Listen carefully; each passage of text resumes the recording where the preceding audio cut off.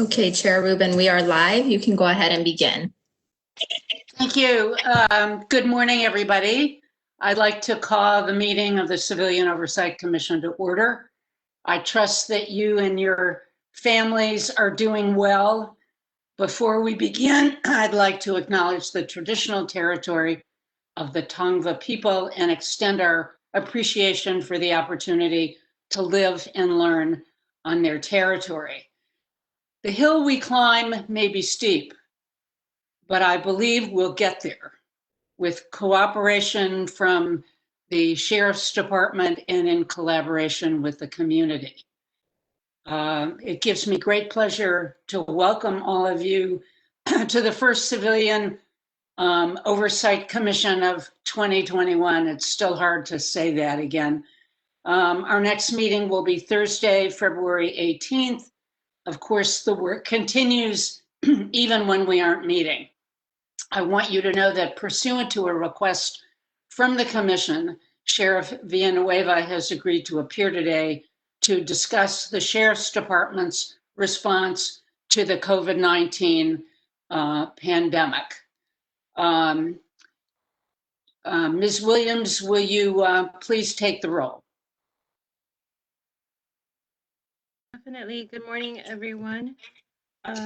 Commissioner Bonner? Commissioner Bonner? Commissioner Giggins? Present. Commissioner Harris? Present. Commissioner Kennedy? Here. Commissioner Ochin? Commissioner Ochin? Chair Rubin? Yes, present. Commissioner Thompson? Present. Vice Chair Tolentino? Present. Thank you. And Commissioner Bonner is present. Thank you. Thank you very much.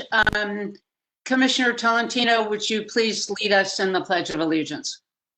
All right, place your hand over your heart. I pledge allegiance to the flag of the United States of America and to the republic for which it stands, one nation, indivisible, with liberty and justice for all. Thank you. As a reminder, if you want to provide verbal comment, you must log into WebEx. If you're calling via telephone or watching the Facebook live stream, you will not be able to provide verbal comments. To join WebEx, visit coc.lacounty.gov and click the link to register and join the meeting. When you register, you'll be able to select the agenda items you'd like to comment on. You may also raise your hand in the participant window or send a chat to the host to ensure you're in queue for verbal comment.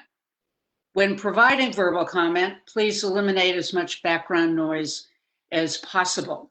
Depending on the number of participants, we'll have either 1 or 2 minutes of public comment per person per agenda item. If you'd like to have your name placed in the official minutes, please indicate so in your comment. If you have technical issues, send a chat to the host through WebEx or email coc.lacounty.gov. For those of you calling in or watching the live stream on Facebook, you can find the link to submit either public comments in writing from coc.lacounty.gov. All correspondence submitted before 5 p.m. today will be part of the official meeting record and attached to the meeting minutes. With that, let's get started. I'd like to turn to agenda item number 1, that is approval of the consent calendar. The item today includes approval of the December 2020 minutes. Do any commissioners want to move the consent calendar item to the regular agenda for further discussion? So moved. You want to move it to the regular agenda? Oh, no. Thank you. I did. Jennifer, are there any public comments regarding the consent calendar? There is one individual who has signed up for public comment on this item. And would you go ahead and call that speaker, please?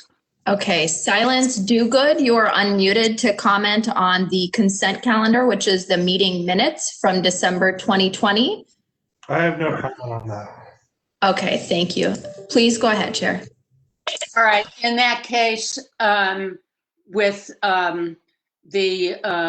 there not being any objection, the minutes from December 17th is approved. And now we go to agenda item number 2. I note that the sheriff has been scheduled for, I believe, 9th. Oh, Sheriff Villanueva, I see that you have joined us. So if that will work for you, I'd like to go ahead to agenda item number 2, which is COVID-19 in the jail. I guess the sheriff will need to unmute himself if he is ready to address the issue.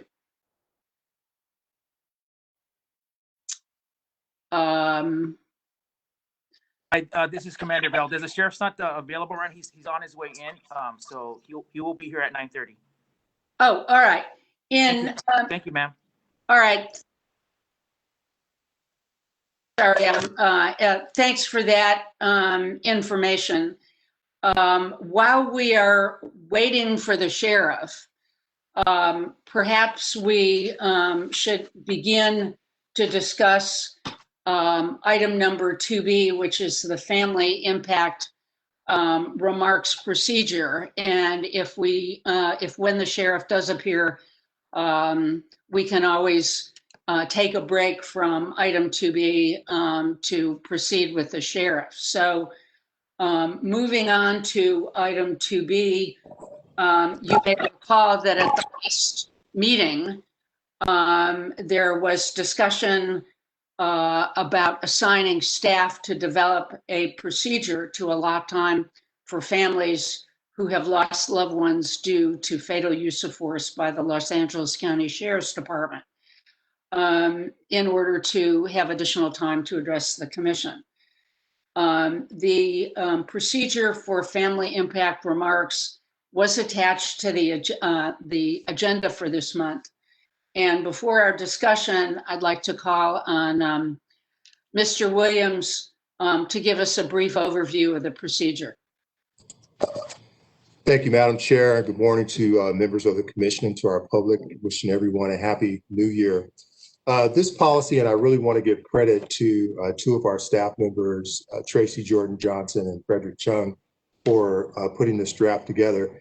There's one thing that we realized as we were putting this together, and that is this, that there's no amount of time that we could give a family member or a relative of someone who has died as a result of actions from the sheriff's department or while in sheriff's custody to really give them the opportunity to give everything that they have to say. But we also wanted to be mindful of our legal requirement under the Brown Act and mindful of the amount of time that we have available during our commission meetings. So the staff proposes that we give the family member of someone who's been failed by actions or in custody of the Sheriff's Department a 6-minute set time for them to give an impact statement or impact remarks to the commission. This would be a time that is specifically set forward on our agenda. It will not be part of general public comment, but it will be a separate time set for them.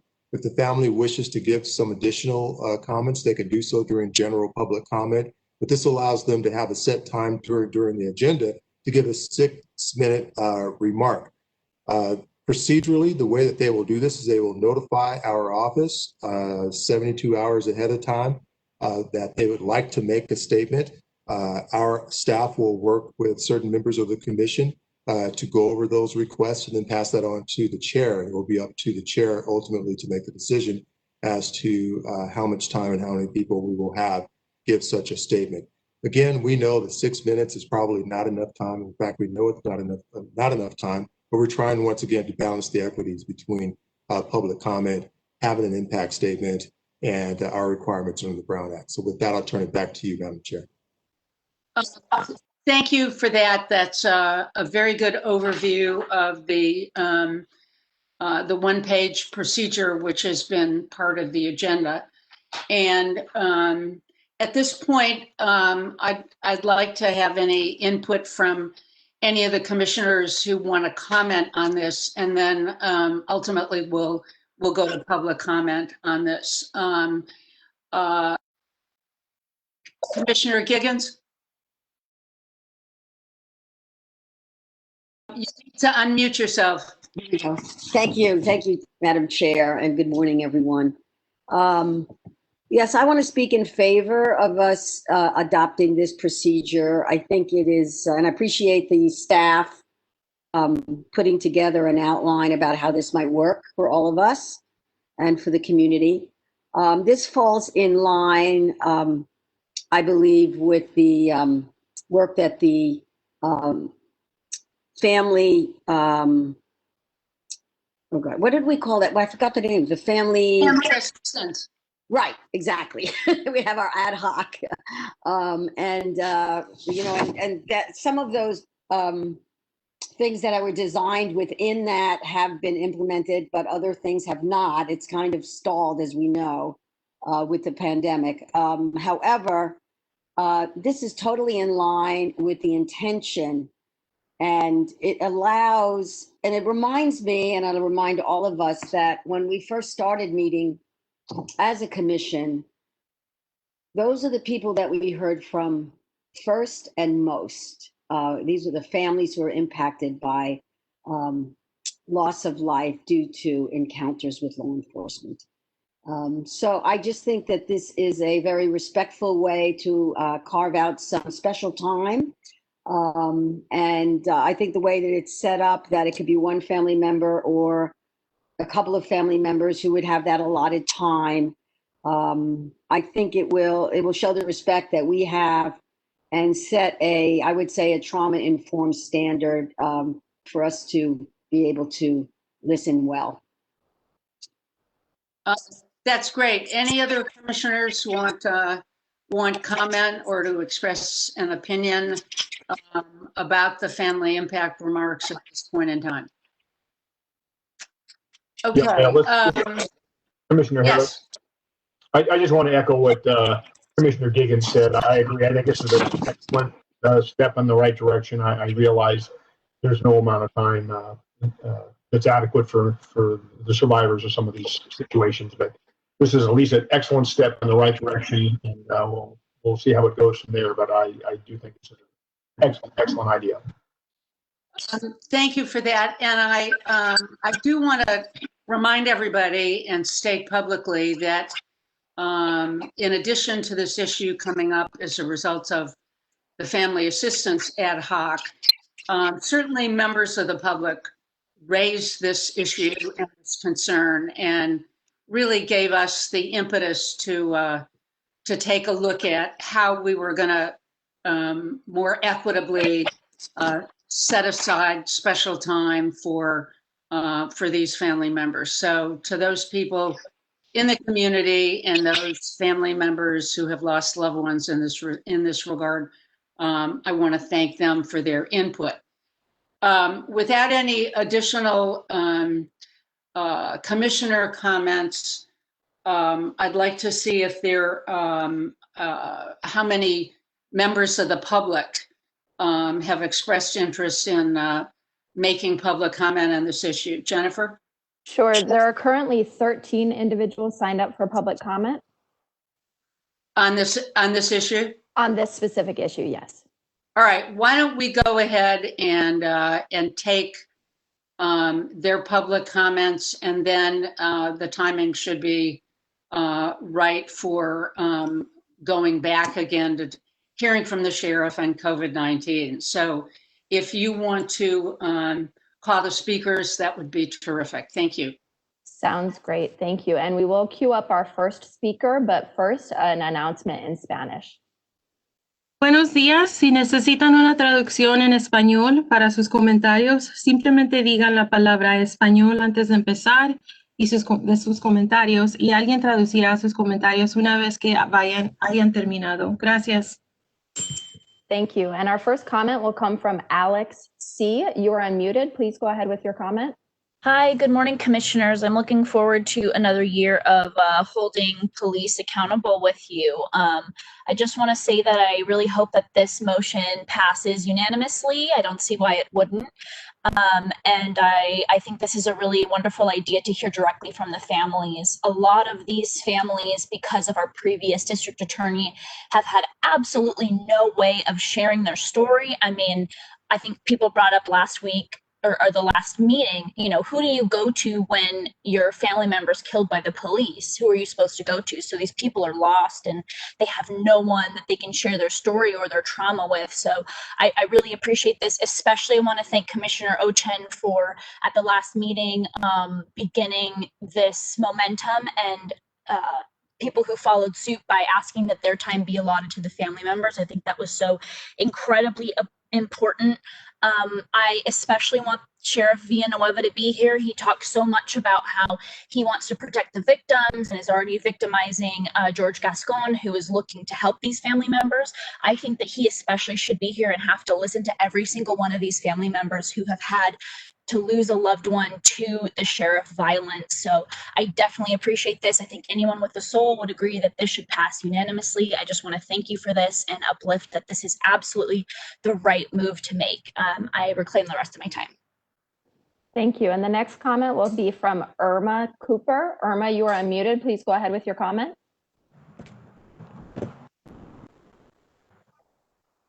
Irma Cooper, please go ahead with your comment.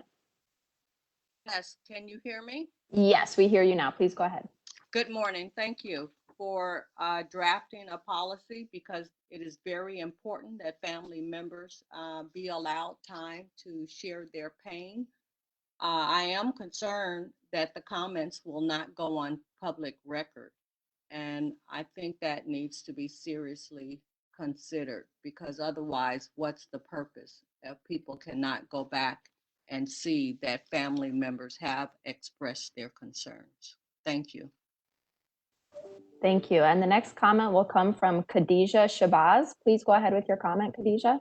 Oh, yes. Good morning. Hi, my name is Khadijah Shabazz, and I'm an advocate for SC justice, dignity, and power, and initiate justice. And I've been doing that for several years, and I never knew that I would be a family member and needing with my story to be heard when my son, Dana Malik Young, was murdered 3 months ago. And I feel like the DA and the sheriff need to be on here.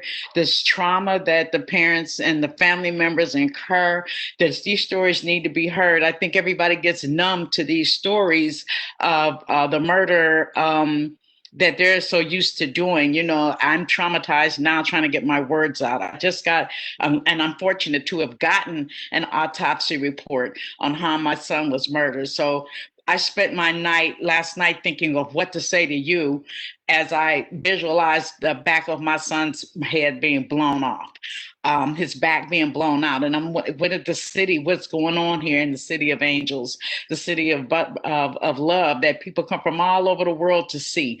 I now join other parents who have to look at my other sons when they leave and say, they will murder you. They will kill you. They will do that. I have to say that. I have to have this conversation with my grandsons to be afraid, to be very, very afraid. And my unarmed son, Dana Malik Young, was murdered October 16th by the sheriff's department. I have more to say, but my time is running out. But for me to sit here, this is what I'm seeing every day since I received that report. My son running and the back of his head being blown off. And I'm too emotional now to continue, but the DA needs to be listening to these reports and the sheriff needs to be listening to what we have to say. They've gotten so numb to it. So they need to hear it. Our stories need to be heard. Thank you for this time this morning. Thank you. Thank you. And the next comment will come from Tamara K. Tamara, you're unmuted. Please go ahead with your comment. Good day. Can you hear me? Yes, please go ahead. Okay. First off, I want to say prayers, power, and strength to the family members that are on here. No family member should have to go through this. although I appreciate, that the committee here, the commission, excuse me, is setting forth this policy to allot the families more time. A few things within the policy.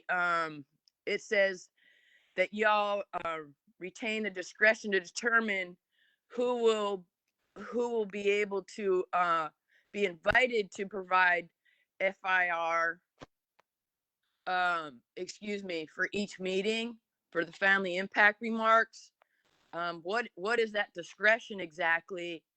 Who is considered family on here? I think that should be brought in to include aunts and uncles, and cousins, because when the police kill a family member, they're also taking some of these children, parents, aunts, uncles, and whatnot.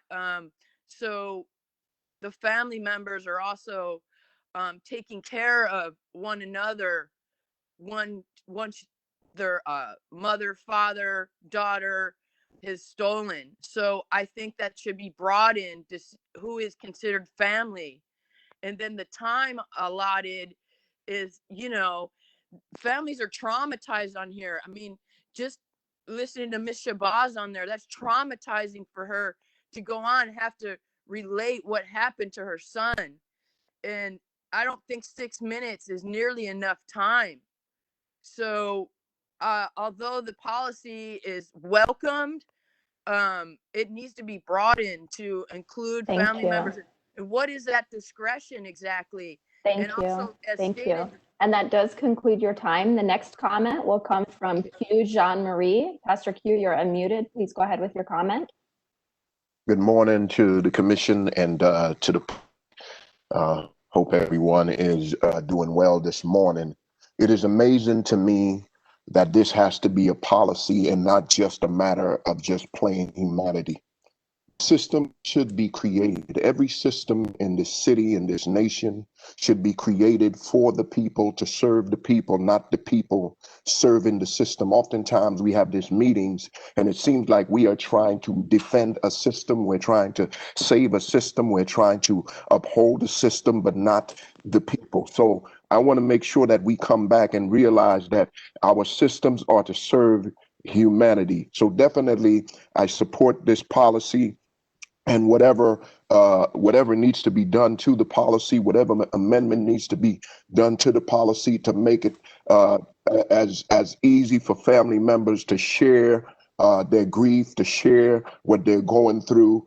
It is just a matter of humanity. And so if we ever want a society where the city of angels is not the city of fallen angels, but the city of righteous angels, then we need to do what is right, and we need to begin to uplift humanity in our police departments, in our sheriff department, and in every other department that we have in our society, in every system that serves the homeless and the houseless, in all of our systems. Thank you. Thank you. And the next comment will come from Silence Do Good. Please go ahead with your comment, Silence. Yes, I first want to say that I strongly support this policy. Ms. Shiraz, I'm really sorry to hear what happened to your child. No parent should have to go through that. My question is simply this. With the shooting death, if it does go to a criminal trial, will these recordings or these testimonies of the family members, will they be admissible in a criminal court trial? That would be my only question. Okay, thank you very much for your comment. And the next comment will come from Stephanie Luna. Stephanie, you are unmuted. Please go ahead with your comment. Yes, hi, can you hear me? Yes, we hear you. Go ahead. Okay. First off, I just want to, say a little bit of who I am. My name is Stephanie Luna. I am the aunt of Anthony Daniel Vargas. My nephew was murdered August 12, 2018. We'll be going on 3 years in August that I have not seen my nephew, heard my nephew laugh, spent a day with my nephew. It's a little bit disheartening to hear that the COC will be, determining who they consider family, and allowing to speak who they choose to speak. You know, I was not Anthony's mother. I am his aunt, but I also feel like if I should, you know, be given the right to, you know, say who my nephew was and also get his story out there.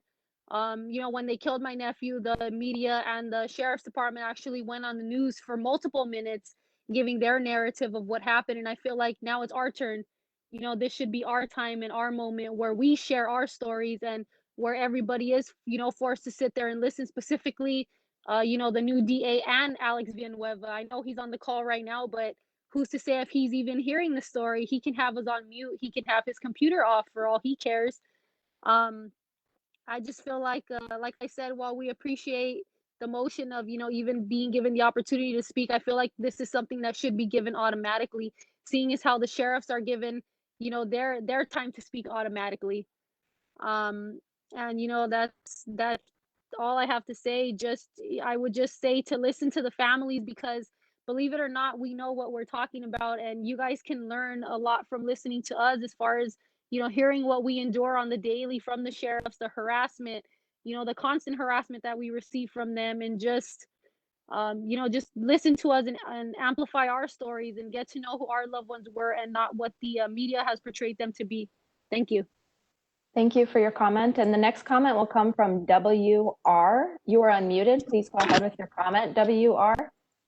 Yeah, I'm here. I'm actually standing in the gap for 2A, but I'll go ahead and comment here as well. I've been an advocate for many, many years, and just like everybody else who are in support of those who have been murdered by sheriffs, it's completely disgusting, and there's no reason for this behavior whatsoever. And there's no reason that we should continue to go on and have discussions about murder. So I am greatly looking forward to Gascon, and I pray that he does not fall back and become like others who say one thing and do another. This is an absolute assault to humanity, and definitely a public safety matter that we've ran into the ground over and over. So I'm commenting here, but I'm really also, because I've commented on this before, so I'm also mainly here today for 2A. But I just pray that we will do better all the way around, and whoever it is that's inside that continues to support employees that retaliate and beat up and support these wrongs. We need to get rid of them, period. It's not about helping the system. It's about changing the system. We need to change the system, period. That's all. Thank you for the comment. And the next comment will come from Michelle Infante. Michelle, you are unmuted. Please go ahead with your comment. Good morning, commissioners. First and foremost, thank you for the motion for the families, but I have a problem with some of this. First of all, stop calling it special time. This is not a special time for these families. It's not. And it's time that's theirs. And this commission was created for them. So it's not special time. It was your duty to get that time and make it available for these families. Second, stop saying that they've lost their loved ones. I made that mistake too, and that's not what it is. You call it what it is. Their family member was murdered by LASD. Anything beyond that is out of your control. It's not your judgment call to decide whether they were killed or not. They were killed by a bullet by LASD and involved in a shooting. What they did is not your responsibility, and you should be supporting that. That's what this commission is for. Secondly, stop continuously softening the language just before the sheriff gets on. Call this what it is. These are gangs. These are gang members. You need to say what they are. Brian Williams, I'm disappointed in you for the fact that I've talked to you about your website to make space for these families. If it's a matter of money, then please, I implore you to have that discussion with all of our organizations so that we can go out and find that money so that you can get space for them. Their faces aren't seen. The impact is not the same anymore. It's a blank piece of paper. When this goes off the air, nobody is thinking about them. Our organization finds funding. We find funding for mental health wellness for these families so that they can get better because of the trauma that's being caused by everyone. Our commission at times, unfortunately, LASD, the County Board of Supervisors, and the coroner's office. please, please help us find that money so that we can get the staff that you need, so Thank that we you. can get these issues accomplished.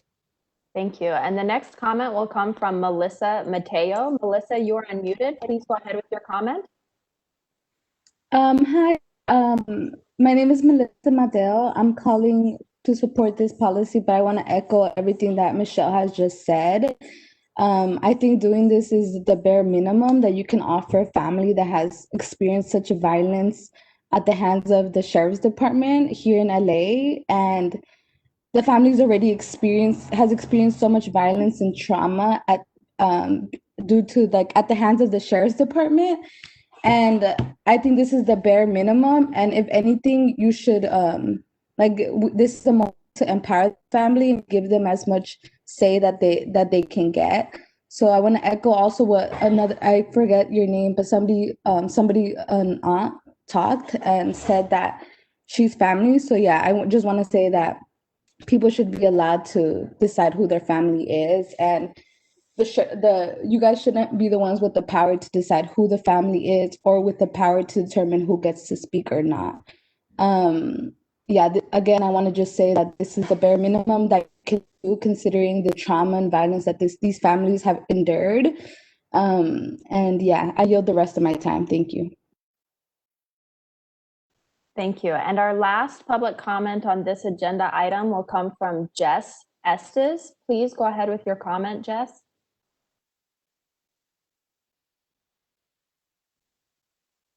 Jess Estes, you are unmuted. Please go ahead with your comment.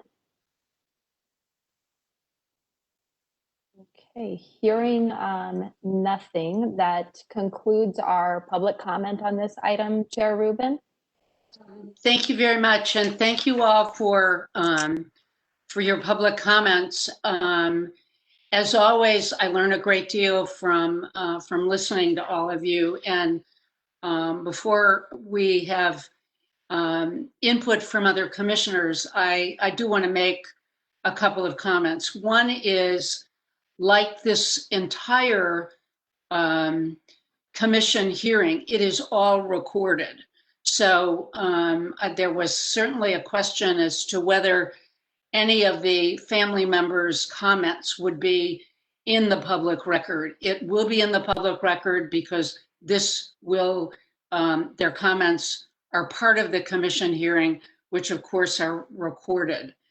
And I think that the comments about perhaps expanding who family members are, I'm very persuaded about including aunts, uncles, and cousins.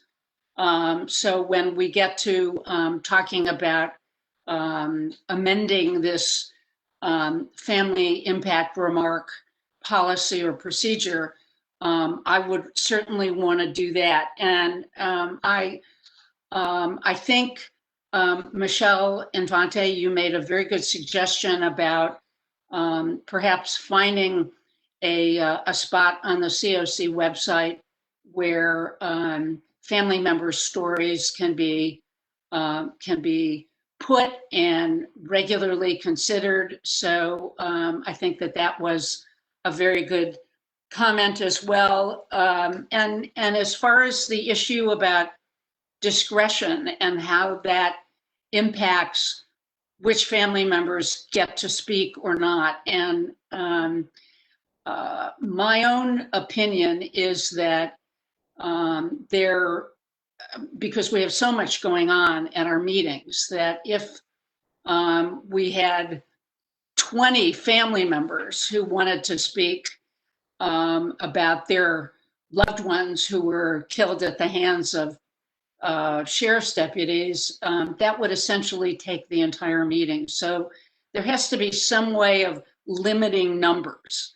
And that's really all, as far as I understand, that the issue of discretion is about. So with those comments, do any other commissioners have any comments?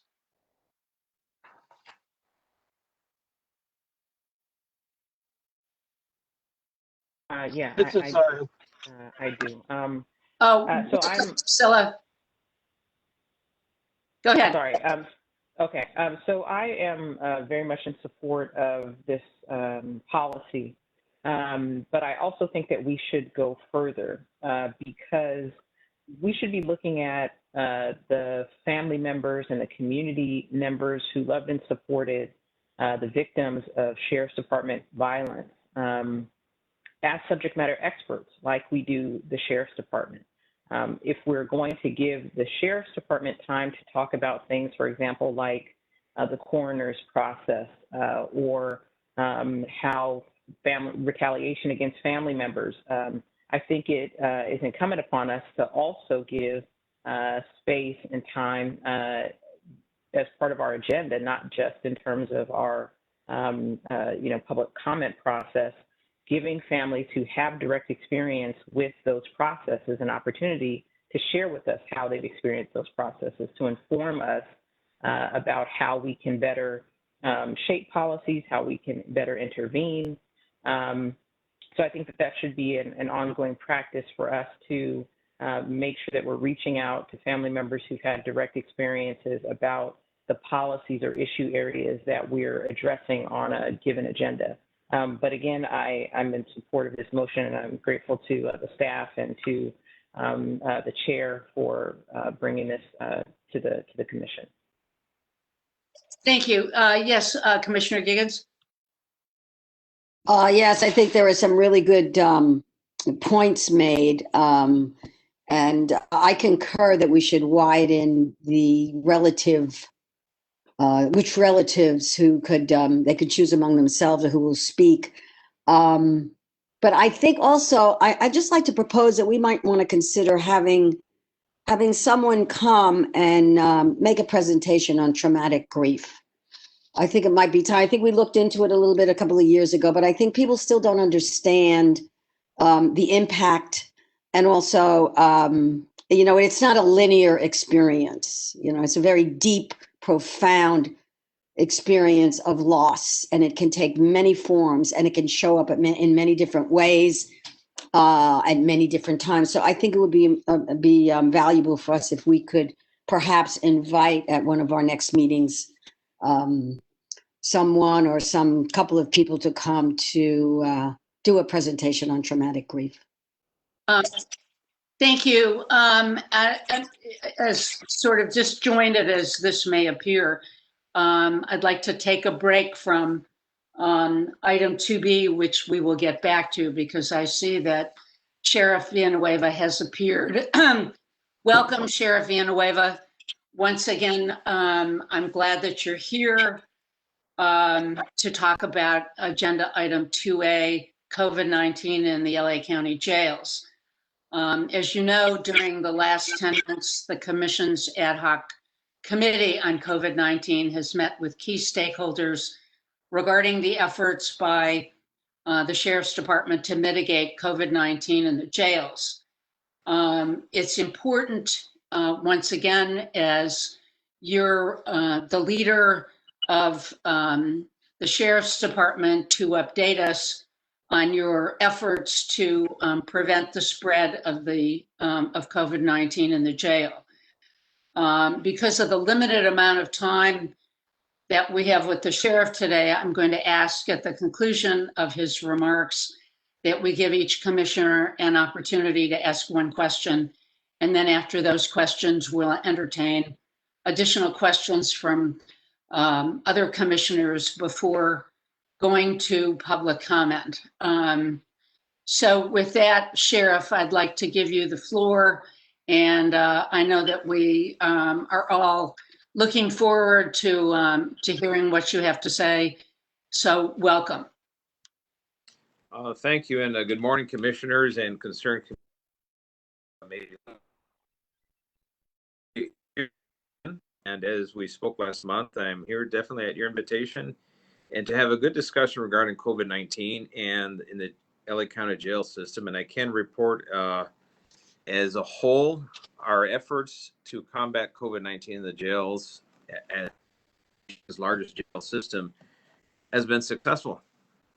And if we could, what's afflicted Cooks County, actually Rikers Island, Texas Department of Corrections, California State Prison Systems, the federal immigration detention centers. If you look at the comparisons, you'll realize that we're an anomaly statistically in comparison to other congregate living facilities. And that's a testimony to the hard work both by our custody personnel and by our, and led by Bruce Chase, who is here with us, and he is our most knowledgeable. He can answer specific questions regarding policies and technical issues that obviously I'm not going to have the full command of, but I can speak in general terms that our efforts have been nothing short of in terms of the outcome. Because you have to recall that in the year 2020, entire pandemic period, we processed 110,000 inmates through our jail system. So when our average day went from 17,000 down to just under 12,000, and then it's now to 15,000. We'll give you the numbers for today, for example. The count for today is 14,885. Of that number, we have 3,346 inmates who are awaiting transfer to the state prison system. That's greater than the size of your average state prison is now camped out in the county jail system because the state prison system has closed their doors to us. We had a brief period where they reopened and we got about 300 inmates transferred, but now that number has grown again. Now we're over 3,000. So that remains a concern. We're actively working with the state because a lot of these people, their cases or their sentencing are maturing while they're still in our custody, and we're arranging to see those that can be released early. And so you may just need to be aware of that. And there's a lot of good information right now. Our symptomatic inmates who are positive is at 39. Our asymptomatic positive is 17. And those numbers have been trending down, and thankfully, and that is very positive. Our total number of patient deaths has been 12 to date, of those of which 3 of them had other major issues that were far exceeded the COVID-19. And so overall, the numbers are stable. They're heading in the right direction, thankfully, and we're still trying to alleviate the situation with CDC, which is our biggest concern now because we're losing our defensible space to quarantine and isolate. But having said that, I want to turn it over. I know there's a lot of issues that each individual commissioner may have that we can answer them, or Assistant Sheriff Chase can answer. So I'll turn it over to you for your questions. Thank you, Sheriff Villanueva. I'd like to start with a question for you. I know you made reference to the total jail population, and I want to thank you for the information that is changing daily on the website. The sheriff's website is very helpful.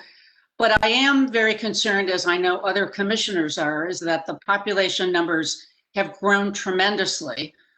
Even putting aside the 3,000 plus that are inmates awaiting for transfer to state prison, the jail population is up considerably from its low point, which was under 12,000. And I know at that time there was an effort with the district attorney and justice partners to release as many as possible. And I want to know where that has been now that the numbers are up, when you have a jail population today in excess of 14,000, taking out the ones who are going to state prison.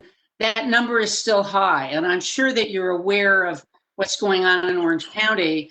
A Superior Court judge has ordered the sheriff in Orange County to reduce the population by half. Obviously, there's going to be litigation, but it's essential that you, as head of the sheriff's department, be much more proactive in terms of reducing the population numbers. So, what are your views on that? Well, I can tell you this, that if we eliminate the state prison population in our custody, we'd have 11,539 inmates in our custody right now, which would be even lower than our lowest point ever during this pandemic period. So there is no factual basis to say that our population has grown. It's actually shrunk. And it's an ongoing effort to keep the population reduced. legal limitations, trial detention, or those who have already been remanded to our custody, that is up to our criminal justice partners. That's going to be the district attorney's office petitioning the court. For example, the public defender's office, alternative public defender, and then the court system themselves. We're still using the zero bail schedule based on what our presiding judge has done for LA County. At the statewide level, I believe they've continued, but I think Assistant Sheriff Chase can answer more detail that question. Bruce? Before we get Assistant Sheriff Chase, because I know that you will stay with us, I'd like to, well, I can go on with that question, but it's really more fair to give other commissioners an opportunity to ask questions. So I'd like, who else would like to? Yes, Priscilla. Thank you very much. One, I just had a quick, just factual question. Of the roughly 15,000 folks who are currently in LA County facilities, do you happen to know, Sheriff Villanueva or Assistant Under Sheriff Chase, how many are there pre-trial? That number, I believe, is roughly 7,000. I think, Bruce, do you have the hard number? It's a little under. So as of today, 5,870 individuals from today's population are pre-sentenced. And that's about 40% of the total population. And that number's it's a little lower than it's been in the last couple months. But it seems like the pre-sentenced are shifting to the state prison sentenced group currently. Can I just ask a follow-up question on the pretrial population? Yeah, but let's wait and make sure that everybody has a chance to ask their questions. Yes, Commissioner Bonner. You know, I would be interested in knowing just how many inmates of the LA County jail system have died from COVID-19 since March, and what the trend line looks like on that, and how that compares to the general population of LA County. Well, I can tell you this, the number we have right now is 12 total. Of those 12, 9 were directly COVID-19. 3 of them, I believe, had other comorbidity factors like one stage 4 cancer patients, heart attacks, other issues. In fact, some came from the state prison system, a few of them, into our midst. And if we compare that to the population of the county, overwhelmingly, it's far more dangerous outside the walls of the county system than it is inside the jail system. We're kind of an island of relatively low infection rate in comparison to the community at large. In fact, Bruce has a specifics on the positivity rate on a daily basis. Do you have that, Bruce?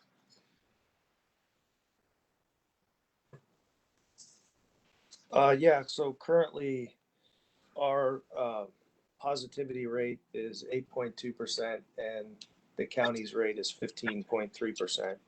And our positivity rate on intake is for January is 1.3%.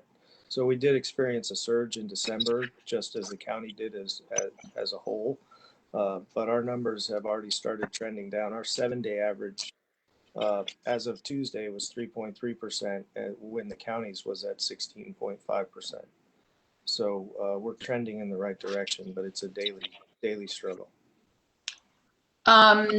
Yes, yes, Commissioner Giggins. Yes, thank you. Good morning. Yeah, my question is, Sheriff and Sheriff Chase, the quarantining, you mentioned the space. And I know that is definitely a factor in keeping the infection rate down. So are there plans, any plans to do some type of alternative, or how will people be quarantined so that so this COVID doesn't spread?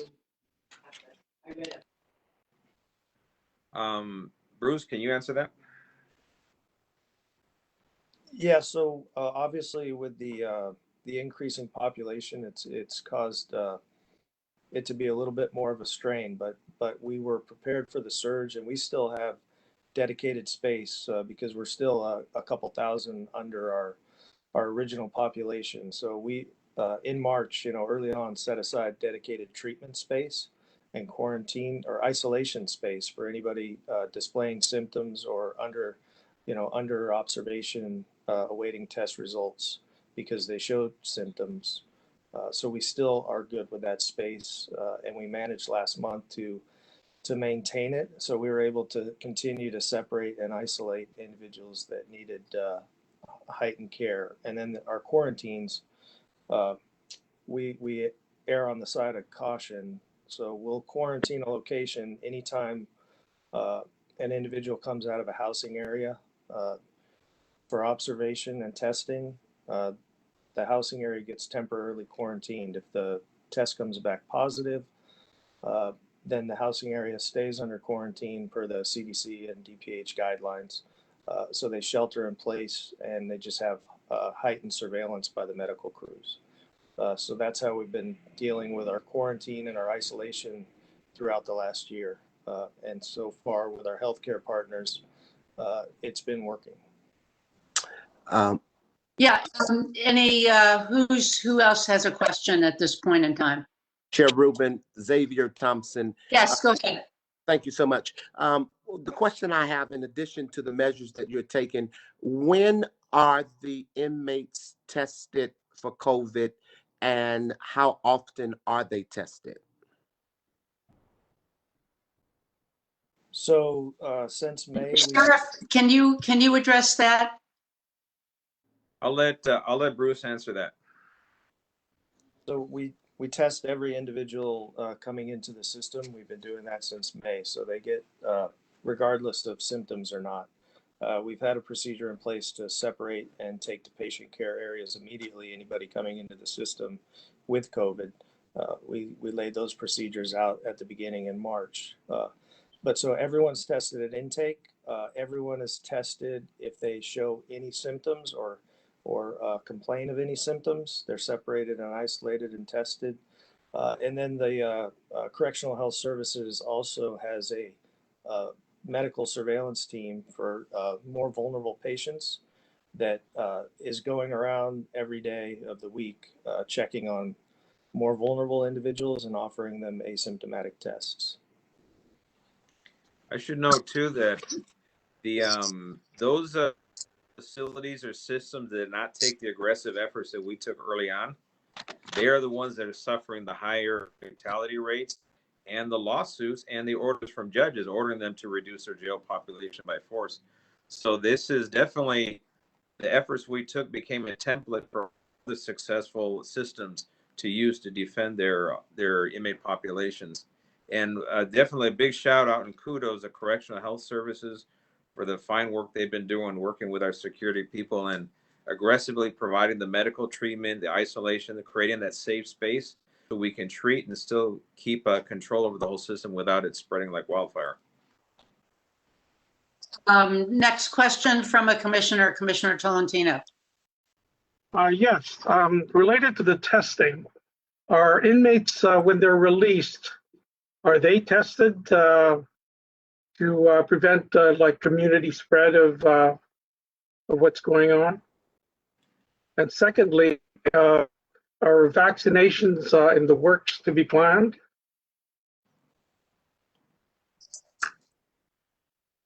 Bruce?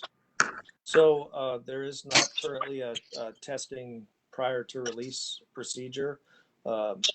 Individuals are released, when their sentence is expired or at the order of the court or charges are dropped, et cetera. And so that can't be predicated on testing and holding them before we release them. There are some conditional releases where programs in the community require tests. So if the court, orders a conditional release, then testing can be performed prior to that release if they're going to a program that requires a negative test.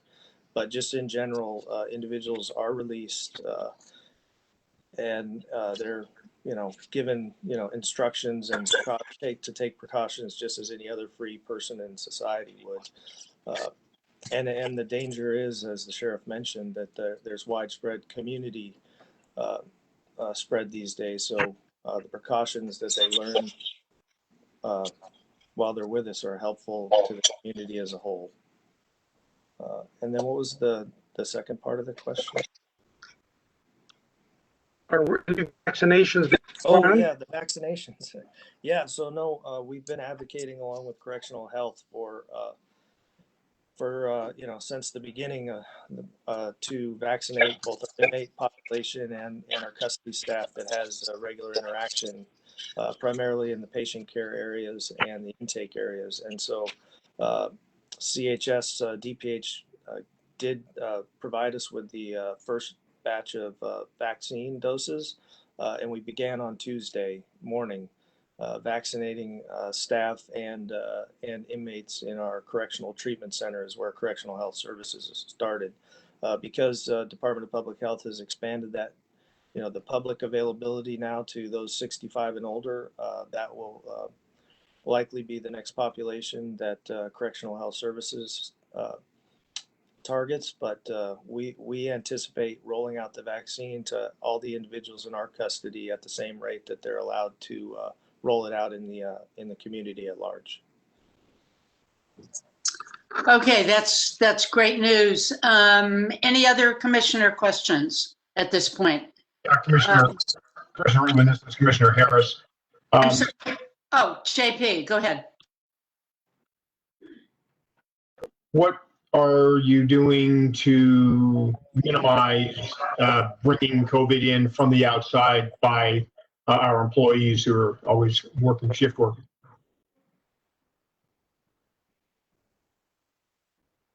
So from the onset, it's been a educational process for the staff. So early on, custody facilities, posted warnings, and we put out directives that everyone was to monitor themselves. Anyone with symptoms was not to enter the facilities, and they were mandated to do temperature screening before and after shift prior to entering.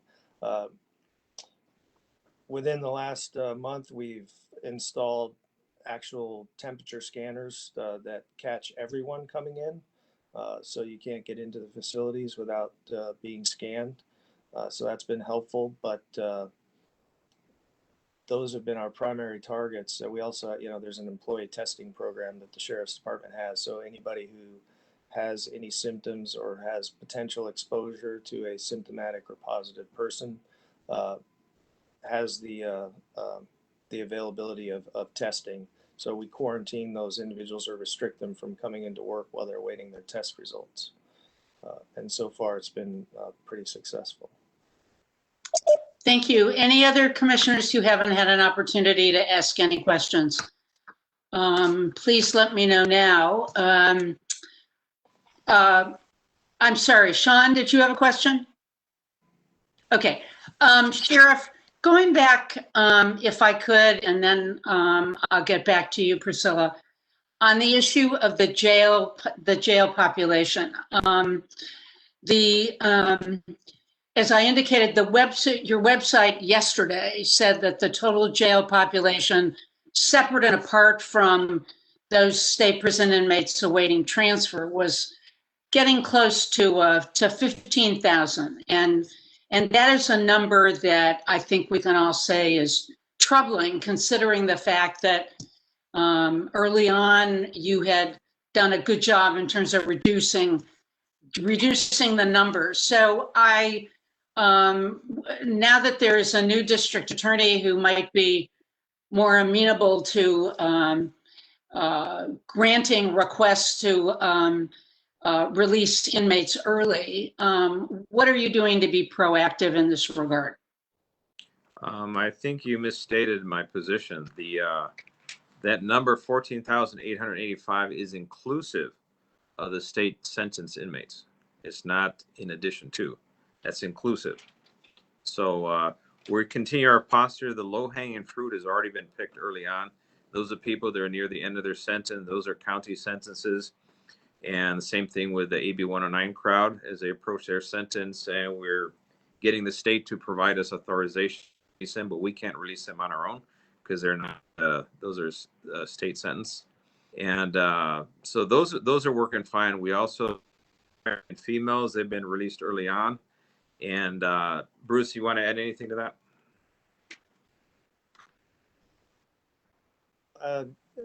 Yeah, as the sheriff says, our release efforts actually are ongoing. So, we released more than 60,000 people last year. So we to receive new individuals every day and release people every day. But we've sent to date over 66 lists of individuals potentially eligible for early release to the justice partners. We've shared 23 lists of those more potentially at medical risk. And then since May, we've received monthly approval from the presiding judge of the Superior Court to release everyone who's within 30 days of their original release sentence. And so, our population breakdown as of this morning, our traditional county sentenced inmate population is at 895 individuals. So that's 6% of our population. And our county sentenced AB 109 inmates, those inmates that would have previously been sentenced to state prison but now get sentenced for their felonies to the county jail, is down at 730, which is just under 5% of the population. So both of our sentenced populations that we keep in the jail are at somewhat historic lows. But as you mentioned, with the district attorney issuing some new guidelines and directives, we may see the pre-sentence population start to drop a little.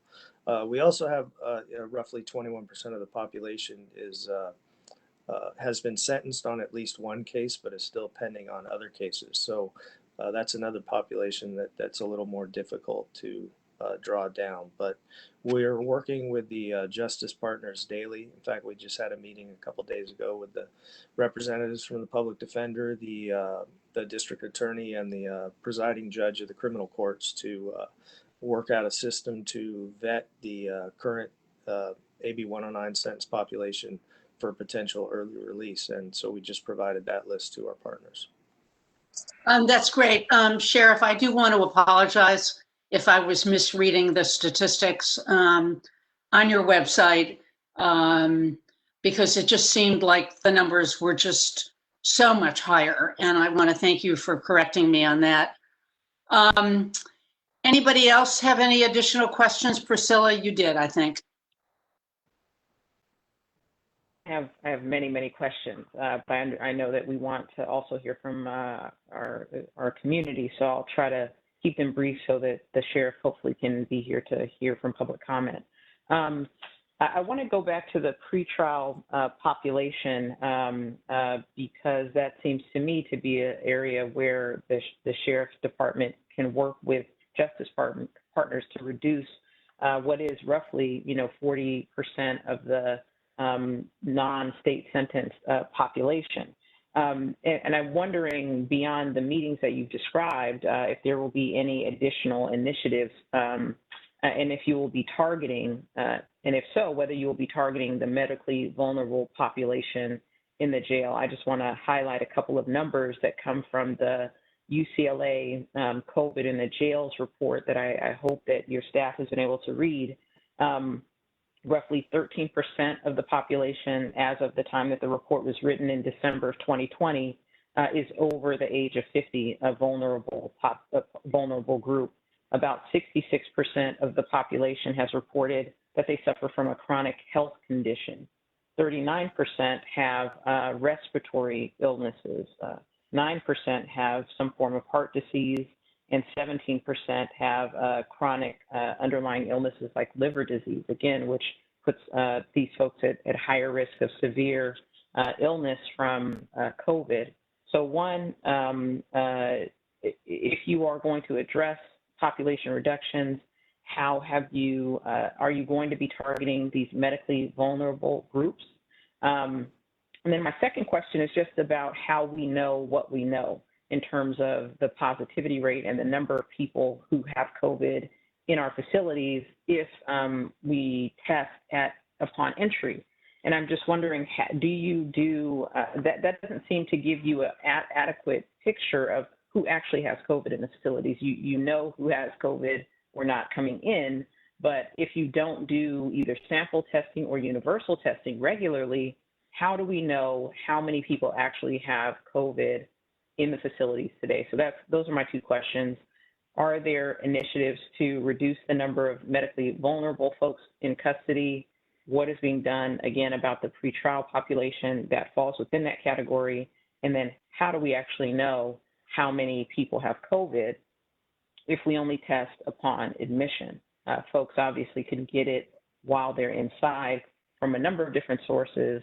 So I'm wondering if you can address those two questions. Thank you. Well, in terms of the medically vulnerable, is and has always been the actual case that the person is in jail for. One of the ones who was fortunately a fatality in this COVID-19 had a $4 million bail and was in for a serious sex crime, and those are ones that represent a defined threat to the community, and we don't have the ability to release them. We have the compassionate release for those that the medical staff have declared they represent no threat, and obviously they're near the end of their life because of the seriousness of their disease, and we do those compassionate releases all the time. But ones that it falls short of that the ones that we have in our custody, trust me, if we could have gotten rid of them early on in the process because they're medically vulnerable, but the grade of their offense is low, they're already gone. They're not even in our system. What we're left behind with is the ones that have some serious medical issues, like pretrial detention. And right now going through trial, we have over 1,200 homicide suspects. That in of itself just gives an indication of the density of high-level crime in our pretrial detention, because we're already releasing on zero bail low-level offenses that are felonies and normally would have been in jail or with a bail amount. They're already gone. They're not even in, and we get repeat offenders in that crowd. So what's left behind, it can't be just based solely on what their medical condition vulnerability is. We have to factor in what is a threat to the community, what is a vulnerability to the community and to potential other victims of crime based on their behavior that caused them to be arrested in the first place. We can't ignore that. And then on the other part about the testing inside the facility itself, a lot of it, we're testing on the entry, and we're being successful in maintaining a very low positivity rate inside. So with an inmate population of 15,000, if I have today a total of 39 that are positive current and 17 positive asymptomatic, so between the two, I have less than 60 out of a population of 15,000. How much am I going to spend trying to determine what the rate is throughout the entire jail system when I'm successfully isolating, testing, and treating the ones who are displaying the symptoms? That's a question. I think, Bruce, you want to add anything to that? I just agree that we have heightened surveillance in all the housing areas. So anyone displaying symptoms is obviously removed and put in isolation and tested, or anyone complaining about symptoms. And then also that medically vulnerable team from Correctional Health Services that has been regularly making the rounds now for several months and offering asymptomatic testing to that population. Our positivity rate has still remained fairly low in the system. And so we're just continuing the efforts that have been successful so far within our limitations. What about, Sheriff, what about testing inmates going to court and coming back? We had reports early on that some of those inmates who were going to court for hearings would come back and be be tested positive for COVID. So what procedures and policies have you put in place that would reduce the number of inmates either going to court or those coming back maybe having been infected in a court proceeding? Well, the system itself captures those who anybody who's exhibiting some symptom We already have the ability to isolate, test, and treat and quarantine. That system is already in place. The actual number of people going to court, we have to minimize as much as we can. However, that we rely on our justice partners, and that is the presiding judge, and then the criminal justice, the presiding judge over the criminal justice matters. Those are the ones that kind of are facilitating or helping us keep it to a minimum possible. So that means just recently they started opening criminal trials again, for example. Increases it. Right now, I think we had average daily transfers to court anywhere between 600 and 800. Is that about right, Bruce? Yeah, there would be about 600 to 800 that are actually making court appearances. Our court line this morning was 1,200. But with our quarantines, that's one of the things we do to prevent individuals who have potentially been exposed from exposing others. That's why we err on the side of caution and put temporary quarantines in place whenever anyone's removed from a housing area or has had close contact with someone who's being tested. So they don't get to go to court. We also, mandate mask wearing anytime an individual is outside of their housing area. And that includes when they're going into the court lines and going onto the buses. So we manage that fairly well. And we also, in addition to the temperature scanners we installed for the employees coming into the facilities, we installed those universal temperature scanners in our IRC and CRDF court areas so we could scan individuals before they get on the buses. And then when they get to court, obviously, as the sheriff said, they're under the control of the court security personnel, and we've taken efforts there to mitigate contact. But as you point out, there were some instances early on. It's not a perfect system, so occasionally we've had some individuals that were transported to court before we got their asymptomatic test results, and so we've tried to mitigate that, and I haven't had any reports of anyone lately within the last 3 or 4 months where that's occurred. Sean, did you have a question? Yes, thank you. Are inmates who are under quarantine able to make a video appearance in court? Because I get mixed answers on that. So if they're under isolation, they would not be able to. If they're under quarantine, it would depend on the housing situation and location. If they could be moved safely without exposing them to someone else, there's a possibility. But for the for the most part, no. They're not able to make their court appearances while they're under quarantine, even through video appearances. So the quarantine kind of is then going to extend all of these cases because inmates are not actually appearing.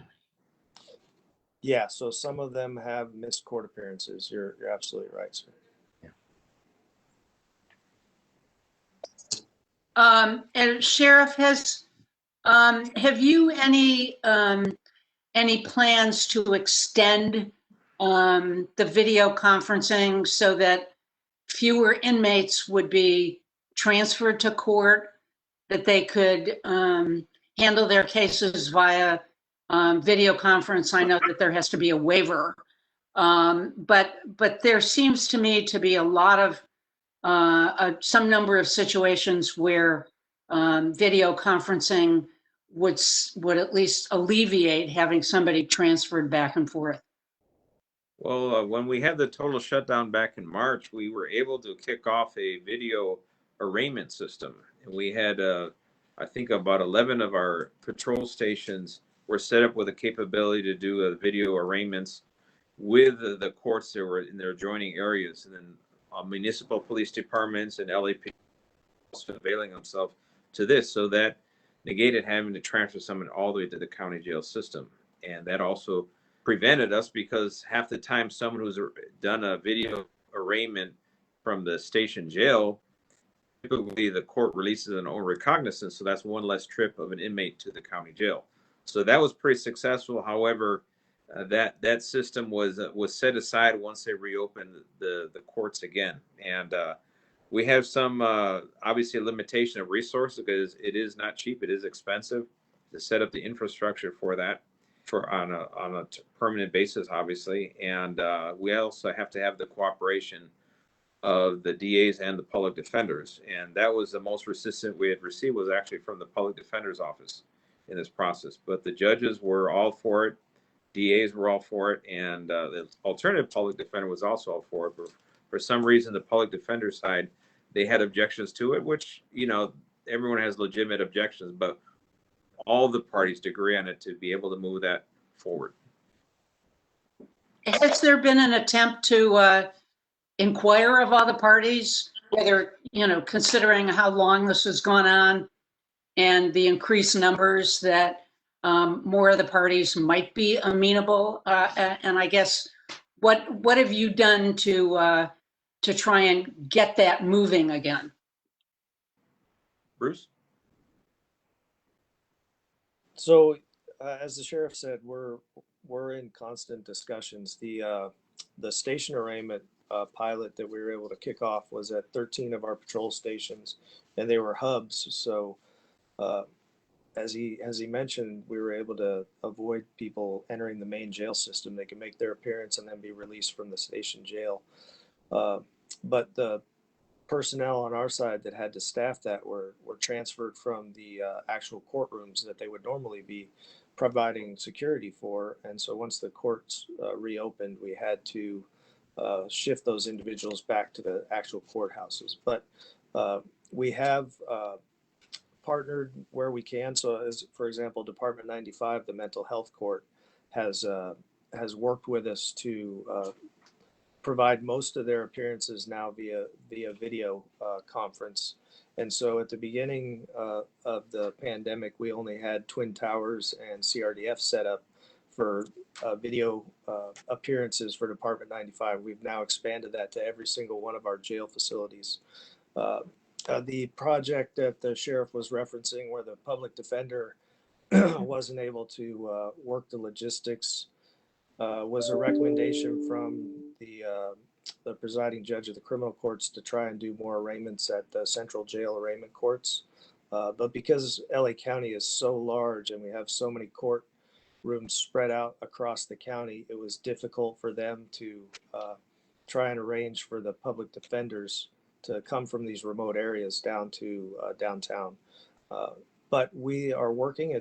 It's you know, there's limitations with financing and equipment and infrastructure. So any help you guys can give us, and we're in discussions with you know, the board continually to try and improve the system. It's something where LA County as a whole has been a little behind some of our other counterparts across the nation with video arraignments and video appearances. So we can provide the space and the security if we have the funding and the backing of the courts and all the justice partners. Well, I think, Sheriff, as Assistant Sheriff Chase said, if there's anything that those of us on the commission or the commission as a whole can do to try and get additional resources. I mean, this is a very critical aspect. Excuse me, and we want to do what we can. So if you would let us know specifics, then we can determine how to proceed in that regard. So please do that. Well, I can definitely say that if you want to author a letter and send it to the presiding, the chairwoman of the board, Hilda Solis, supervisor, and let them know that we need the funding to provide additional personnel that we had to pull back from that program. Once the courts reopened, we could continue with the video conferencing arraignments at the station jails and use them as hubs.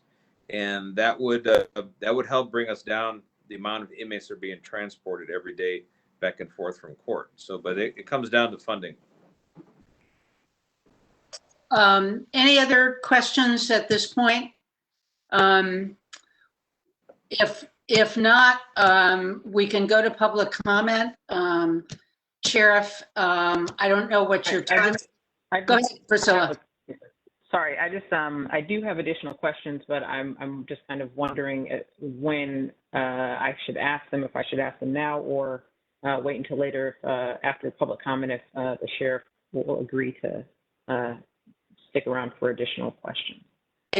Sheriff, I don't know what your time frame is, and I want to make most use of your being here.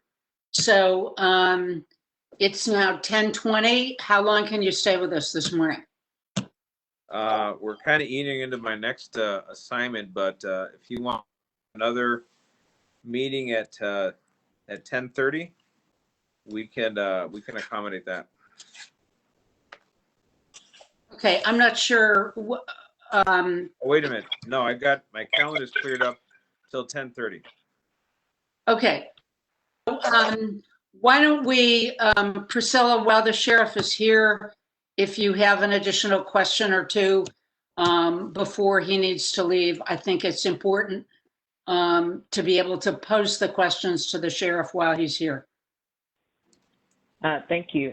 One of my questions has to do with the number of folks who are in quarantine. So there, according to your website, roughly 2,500 people are currently in quarantine, and a significant number of those people are in quarantine at Men's Central Jail.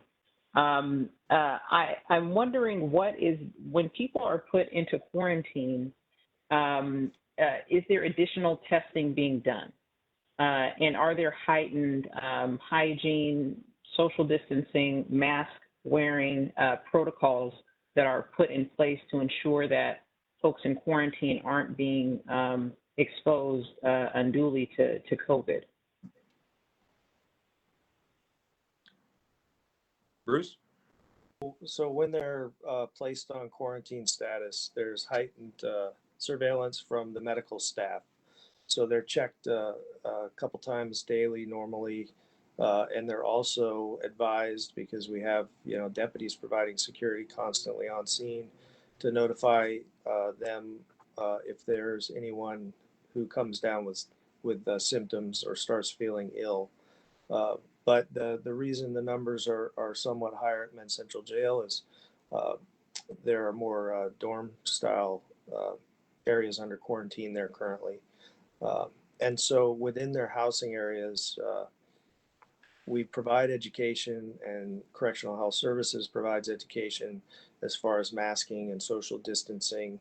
But the main precaution we take is not allowing them out of the housing area. We bring everything to them so that there's not a potential, if the person who's under investigation comes back confirmed positive, then we haven't exposed anyone else by allowing those individuals to roam the jail freely or go to other appointments or gatherings and potentially spread. But within the housing areas, it's where they're living, so we don't mandate them to wear a mask within their housing area all the time, even if they're under quarantine. If they're under isolation, it's a different story. They're in single cells pending test results. Thank you very much. My other question has to do more generally with hygiene, masking, and social distancing. We heard repeatedly from the Civil Brand Department or Civil Brand Commissioners who have done audits of LA County facilities that there are serious concerns about, one, deputy compliance with hygiene and masking, but then two, that there's just a complete inability to ensure social distancing and mask wearing, adequate hygiene among people who are in facilities. Have the concerns that the Civil Brand Commissioners raised repeatedly over the course of last year, have they been corrected? And if so, how? Yeah, so anytime we have a complaint or criticism, we immediately look into it. Fortunately, we have video capabilities at almost all our facilities, so we can look into any allegations that deputies and or inmates are behaving, adverse to their own health. And so with mask wearing, we've had occasional violations over the course of the pandemic, but they're limited. You can't, by our policy, you can't enter the open jail areas without wearing a mask. And with the inmates, they're all provided masks. And if they don't have a mask and they need to come out of their housing area, they're provided one. So we haven't had any shortage. Excuse me. And so the educational process, though, is ongoing. But we have fairly good compliance from all our personnel, all the correctional health services personnel. You can't get inside our facility.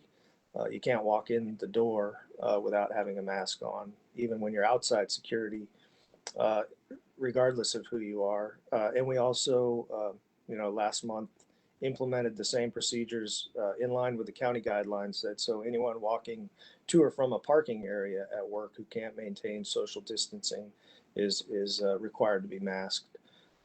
And with the inmates, again, as I say, within the housing areas, it's their personal option. We can educate them when they're in their house or in their housing area, but we only mandate that they wear masks when they're outside of their housing area.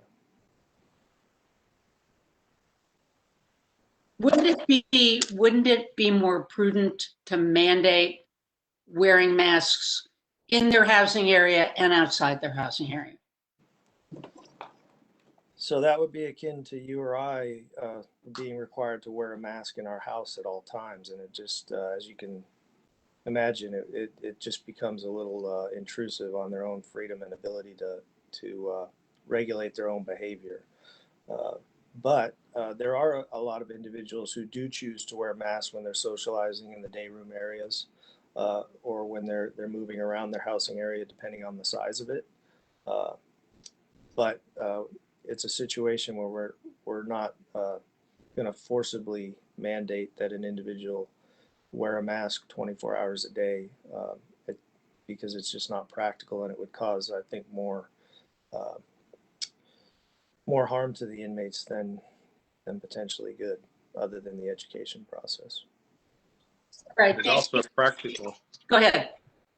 There's a practical issue too. The people that are inside the jail system are not there because they're known to adhere to the rule of law. So impose that type of rule in that environment, the return on your investment is not going to be a positive one. Well, I understand what you're saying. I mean, I wish it were otherwise, because that would obviously help prevent further spreading. I think this is a time that we're going to move to public comment. I know, Sheriff, you're certainly welcome to stay, and in fact, it would be instructive, I think, to hear the public comment. But I do know you've indicated you have another meeting to go to, so please stay as long as you can.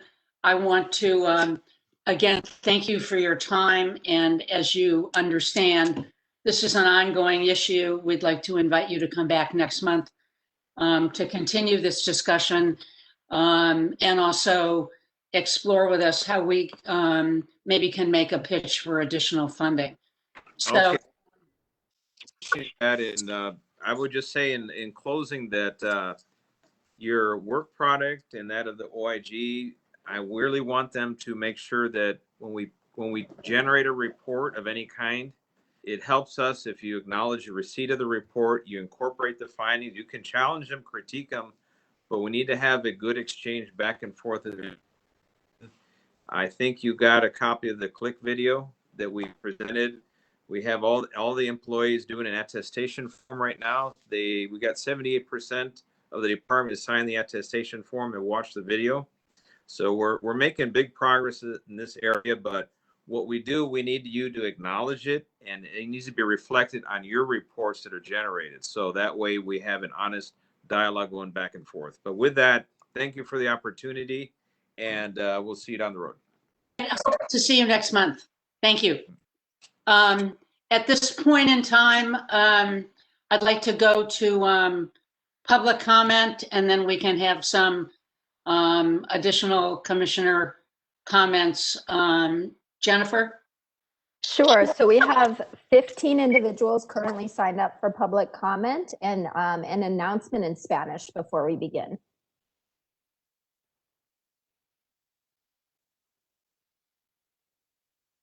We will have an announcement. Okay, it seems as though we're having technical issues with that Spanish announcement. We'll come back to that. Our first public comment will come from Q Jean-Marie. Please go ahead with your comment, Pastor Q. I'll pass on this. Okay, thank you. And the next comment will come from Gina Viola. Please go ahead with your comment, Gina. Hi, can you hear me? Yes, please go ahead. All right. Thank you, commissioners, for the opportunity to speak. The sheriff could not be bothered to appear at the beginning of this pandemic to address any of this. And today, he's had to defer to Mr. Chase to answer every single question asked regarding COVID. It's clear he does not consider COVID the crisis that it is. Just this past December, I had to ask one of his sheriffs to put his mask on when speaking to me. He then asked me for advice on how to keep his glasses from fogging up because he wasn't used to wearing his mask. That was in December, 10 months into this pandemic. He can't even stick around to listen to public comment, and yet he claims to care about the community. He's not testing people upon release into the community. So he doesn't care about the well-being of this community at all. And in fact, his sheriffs are the biggest obstacle to our community being safe. We refuse to continue to wait at the cost of another precious life. Our communities cannot afford to rely on the word of this sheriff's leadership. We need the presence, insight, and alignment of county leadership and personnel within the jail system beyond Sheriff Villanueva, including leadership from Correctional Health and Civil Brand Commission, to gain a clearer understanding as to facility conditions in the time of COVID-19. We demand data transparency to protect lives within and outside of jails in the county. Our lives depend on the COC and the leadership of LA County to get a full sense as to what our communities are experiencing within and outside of the jails during this pandemic. A strained system of communication and information exchange between the COC, the Sheriff's Department, Civil Brand, and other county departments can no longer be the determining factor as to whether more lives will be lost due to COVID-19. More facilitated access to sharing of life-saving information is needed between the Sheriff's Department, Civil Brand, and the COC, including unencumbered 24-hour access to the LA Sheriff's Department. Thank you.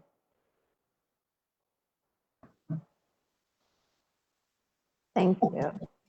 And the next comment will come from Mariela Alberges. Please go ahead with your comment, Mariela. Hi, Mariela Alberges, Reform LA Jails. Commissioners, the sheriff is not a public health professional, is not committed to protecting our incarcerated community. He is not committed because he does not see them as people, only criminals. But I want to remind you that the sheriff is a criminal and is either unwilling or incompetent to address the growing crisis within and outside of the jails. It is criminal behavior that during a global pandemic, where we are all making our best attempts to work together to prevent additional transmissions and deaths in our community, that the sheriff has done nothing but spread fear and misinformation, and like he did today, gaslight. I ask, where is correctional health? Where is the Civil Brand Commission? Our communities, again, can no longer rely solely on the inconsistent information provided by LASD. The Sheriff's Department does not need additional resources. We need to limit their reach. It is clear that the sheriff is not equipped to appropriately manage the jails. Commissioners, let's do him a favor, lighten his load and take that responsibility off of his plate. Now is the time to take immediate action. In a matter of weeks, we have 3 additional COVID-related deaths reported. The death count is now at 12. In a matter of weeks, under Villanueva's negligent watch, there has been a spike in positive cases amongst LASD personnel and and also amongst incarcerated folks. Right now, you have the opportunity in your your hands. You have it now. You have the responsibility given to you by the county voters via the mandate of Measure R to create a plan to decrease the population in the jails and to provide recommendations to reinvest in community-based systems of care. Commissioners, we beg you to please take this opportunity to do so courageously and immediately. Please also, again, how it's been uplifted, engage the new DA Gascon in reevaluating this list of currently incarcerated individuals who are eligible for immediately release, especially those that are medical vulnerable and in pretrial detention. Villanueva is not a leader, and we should not be led by his negligent example. I yield my time. Thank you. And the next comment will come from Irma Cooper. Irma, you are muted. Please go ahead with your comment. Good morning. Thank you. I just want to say that once again, we urge you to curb the spread of COVID by reevaluating eligibility of release and providing data transparency.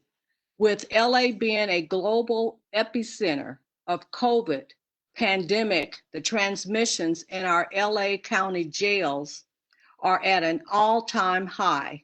We now contend with 12 reported COVID-related deaths, 4,134 incarcerated people, and 2,666 personnel have tested positive.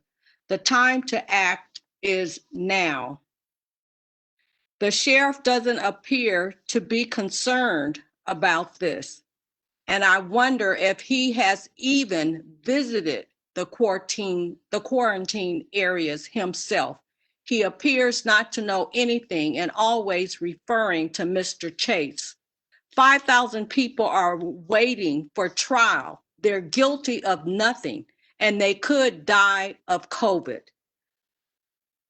I'm appalled that the sheriff's performance is so poor, and we need to get rid of him because he's not concerned about LA incarcerated people.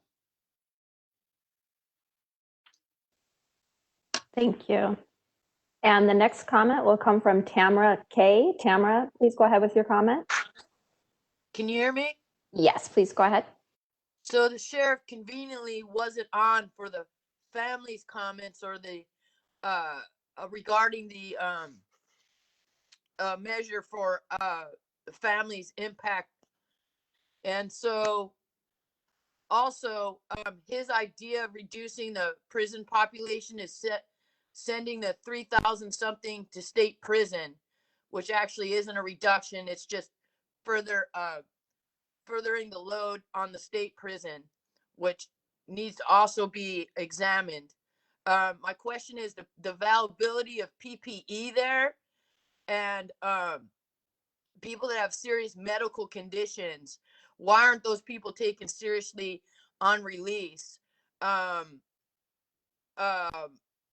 Vaccine, is it mandated? What if there's people within the prison population that don't want the vaccine?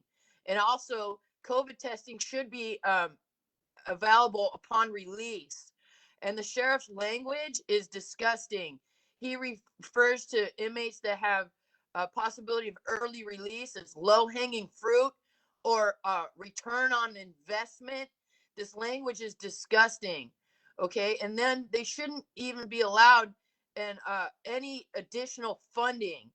He's proposing additional funding for the video conferencing. They shouldn't be given. They're already given. Law enforcement is given $3 billion, 54% of the city's general fund already. They don't need any more money, right? And so there needs to be more releasing of the people at this time, because right now he's saying that his idea of releasing people is sending 3,000 people to state prison. How is that reducing the prison population at all? And we need to find out. Thank you. Thank you. And the next comment will come from WR. You are unmuted. Please go ahead. Thank you, Jennifer. Okay, so man, there's so much to be said, you know, to have us rush through 2 minutes to address these issues, all of them, but this one as well. It's unfortunate. But I have much to say about it, and I want to start with saying that I'm standing in the gap for Antoine H. Mercer. Antoine, Antwone H. Mercer. He is housed at Pitches Detention Center, the North Facility. He has been in waiting on appeals, and in the process got stuck at Pitches because he was already sentenced to be at Folsom. While he was at Pitches, contracted COVID-19. He did not have when he was first there. After months of the disservice and the sheriff's ignoring public health mandates, that's when he got it. He was asymptomatic, thank God. Where he stands right now, I'm not sure. I welcome you all, commissioners, to write him at booking number 587-4916. One part of me is kind of glad that Villanueva got off, even though I couldn't believe when he did, because of the fact that, you know, we got to fear saying our loved ones' names out of retaliation, whether they're going to die on the street by being murdered or being, you know, harassed while they're in there. But let me continue before I lose my time. I've said already that he's stuck in the system. I was already on this call many months before about mental health because he's stuck in the system on mental health. He should not even be there. That's another issue. I love all of the people that spoke before me because they touched on many things I was going to touch on, especially the gaslighting. Unbelievable. Let me remind you that gaslighting is abuse. It is abuse of the mind. This man is sitting here trying to tell us one thing when we know reality is something else. Unacceptable. Unacceptable, commissioners. Many of you guys have been here, but some of you have not for months. And we've called on you to be here, and now you show up after we're losing people. One dying of COVID in the inside is too many. Remind him of that, please. I'm about to go out of time. So anyway, all right. Thank you. And the next comment will come from Andres Kwan. Please go ahead with your comment, Andres. Andres Kwan, ACLU. So let me get this straight. Is it just me, or did Villanueva just say that the jails are so-called, quote, islands, end quote, protecting people from the raging pandemic? A pandemic that is raging everywhere else, but just not in the jails? Anywhere else, confined settings of incarceration, jails, detention centers, having COVID-19 tinderboxes, petri dishes. And we won lawsuit after lawsuit to dramatically reduce its populations. But somehow, in Los Angeles, no, the jails are islands. So Angelinos, if you want to be protected from COVID, go to jail. Commissioners, this is completely surreal, an alternative reality. And I have to say, more checking needs to be done. And what we're really seeing here again and again is Villanueva embracing his true persona as a Trump of Los Angeles, and not as a protector, but really the great violator of the rule of law. So don't come talk to us, Villanueva, we talk about the rule of law when you're defying subpoenas and you're acting in contempt of the court, and when 40% of the population is pre-trial. So commissioners, the stats and data on the LAC website and the ones coming out of Villanueva's lips, which often don't even match, just can't be taken at face value. How many times has he lied right through his teeth to you, or has blocked or spin the truth?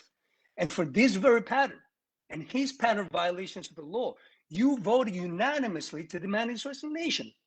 And without civilian oversight and federal access to LAC facilities, databases, and information, we have to take their numbers with a grain of salt. So first off, the COC must have 24/7 access to the jails. Second, you, the COC, can and should proactively work with the new DA and other legal system partners and with the board to ensure we dramatically reduce the jail population. We cannot hold our breath for Villanueva to do it. You're actually mandated to do this, especially in light of Measure R, as Mariela mentioned. Thank you.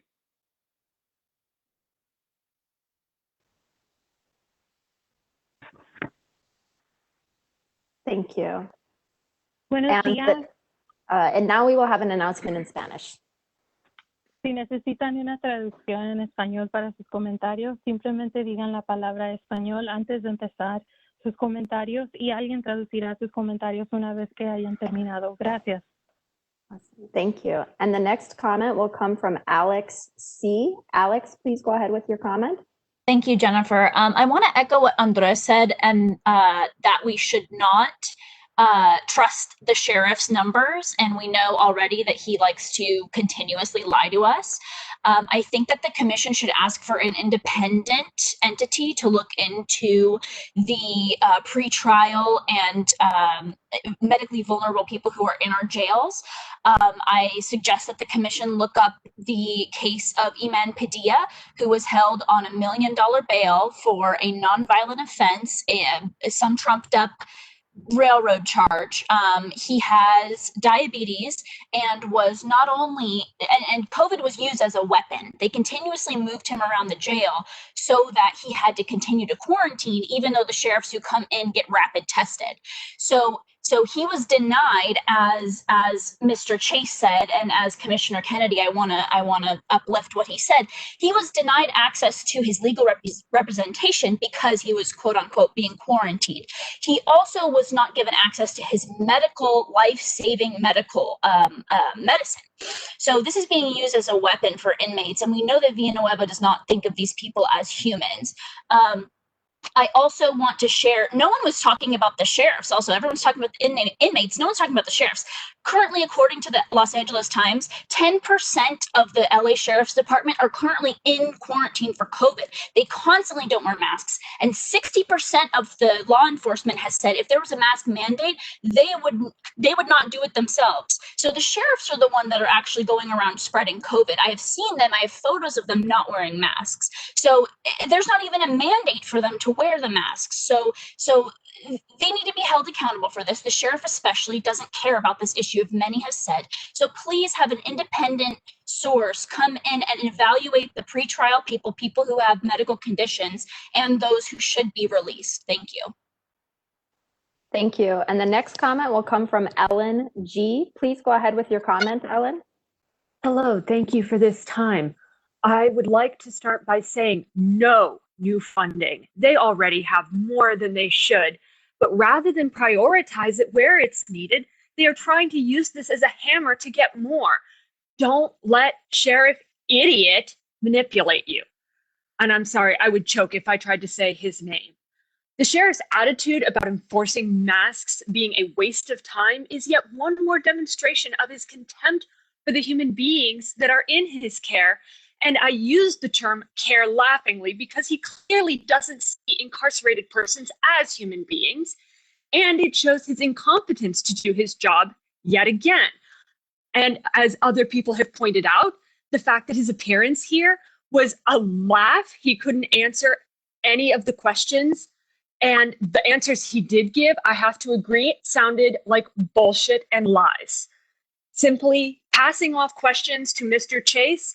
Why did he even bother to show up, especially when he couldn't be bothered to be here on time and had to leave before public comment?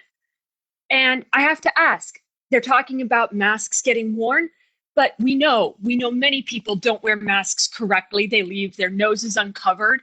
So I have to ask, these mandatory masks, are they being worn correctly? Is that being enforced? All of this has been said, but I feel it cannot be overstated. It is time to let anybody who is there for a misdemeanor or a nonviolent felony out. Worst case scenario, postpone their sentences until after the pandemic and then readdress the situation if they cannot be commuted altogether. Talk to DA Gascon. Let him do his job. Let him get the people he has promised to get out. Thank you. I yield the rest of my time. Thank you. And the next comment will come from Genevieve Claverall. Genevieve, please go ahead with your comment. Yes. You are unmuted right now. Please go ahead, Genevieve. Yes, in a way, I am very concerned because no matter what the sheriff does, he's attacked constantly. This time he came on his own volition. He didn't have to be subpoena and so on. And I think he tried to answer some of the questions. So I think let's be fair and listen to what he has to say and not blindly accuse him of everything. I'm not a pro-sheriff person, but I believe in fairness, and asking for him to come, not being subpoena and so on, is a good beginning. And I think we should try to listen to what he has to say. This morning, I think he was trying honestly to answer some of the question. But those constant attacks need to stop, or we are never going to succeed in finding a solution. We need to listen to each other, not to yell at each other and attack, attack, attack. It does not work that way. So me, I am willing to listen, and I appreciate the board giving time to the sheriff to respond and so on. It's a difficult task. I think a lot of work needs to be done. When it needs to be done, we need to find out more what's really happening in the jail and really prevent COVID expansion in the jail. So, and I'm part of a hospital commission who deal with the jail and the testing and so on, and I think they are trying. Let's start the new year being open to each other and listen to each other. Good night. Good day. Bye. Thank you. And the next comment will come from Lucia Peer. Please go ahead with your comment, Lucia. Yeah, hi, thank you, commissioners. I just want to start by saying that yesterday we were finally relieved on a federal level of an administration that has gaslit the public for 10 months about the severity of this pandemic. And I breathe a sigh of relief. And yet here we are this morning witnessing Sheriff Villanueva displaying the exact same qualities, nothing but disdain for anyone who expresses concern about the devastation of COVID-19 in our jails and our communities, and displaying terrifying contempt for the lives of incarcerated people. As one other commenter said earlier, the fact that he refers to people as, quote, low-hanging fruit is reprehensible. Our communities cannot afford to rely on the word of LASC leadership. It is so clear. We need the presence, insight, and alignment of county leadership and personnel within the jail system beyond Sheriff Villanueva. We need independent leadership from Correctional Health and the Civil Brand Commission to gain a clearer understanding of what is actually happening in our jails and the conditions during this terrifying time. We demand data transparency to protect lives within and outside of jails in the county. His unwillingness to address questions about universal testing, his unwillingness to acknowledge the numbers on his own website. He constantly provided contrary and inaccurate and obfuscating answers to questions, the few questions that he answered himself and didn't just pass off to his lackey. And I cannot emphasize this enough. Under no circumstances should this commission advocate for additional funding to the Sheriff's Department. If there's money to provide riot gear and helicopters and armies of deputies for nonviolent direct actions, if there's money for LASC to harass, harm, and murder our communities and then cover up those murders, there is money to provide remote video access to court hearings for people who need them.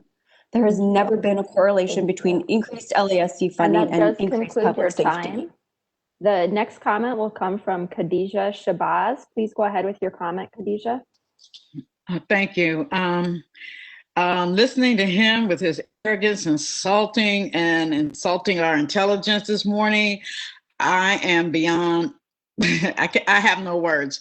I jumped on for something else and listened to this. And I listened to the language that he used last time. He has absolutely no respect for us at all, none for this commission at all. I remember what he just said. Last time we were here, he was, if you weren't trying to get me fired, I'd be more cooperative. I remember he said that.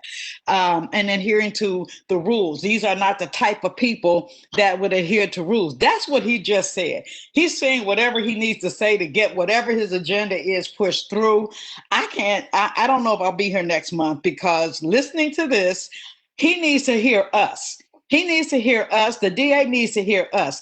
I don't need to traumatize myself over and over again telling a story when the benefit of it is going to be what? Just my re-traumatization? He needs to hear us.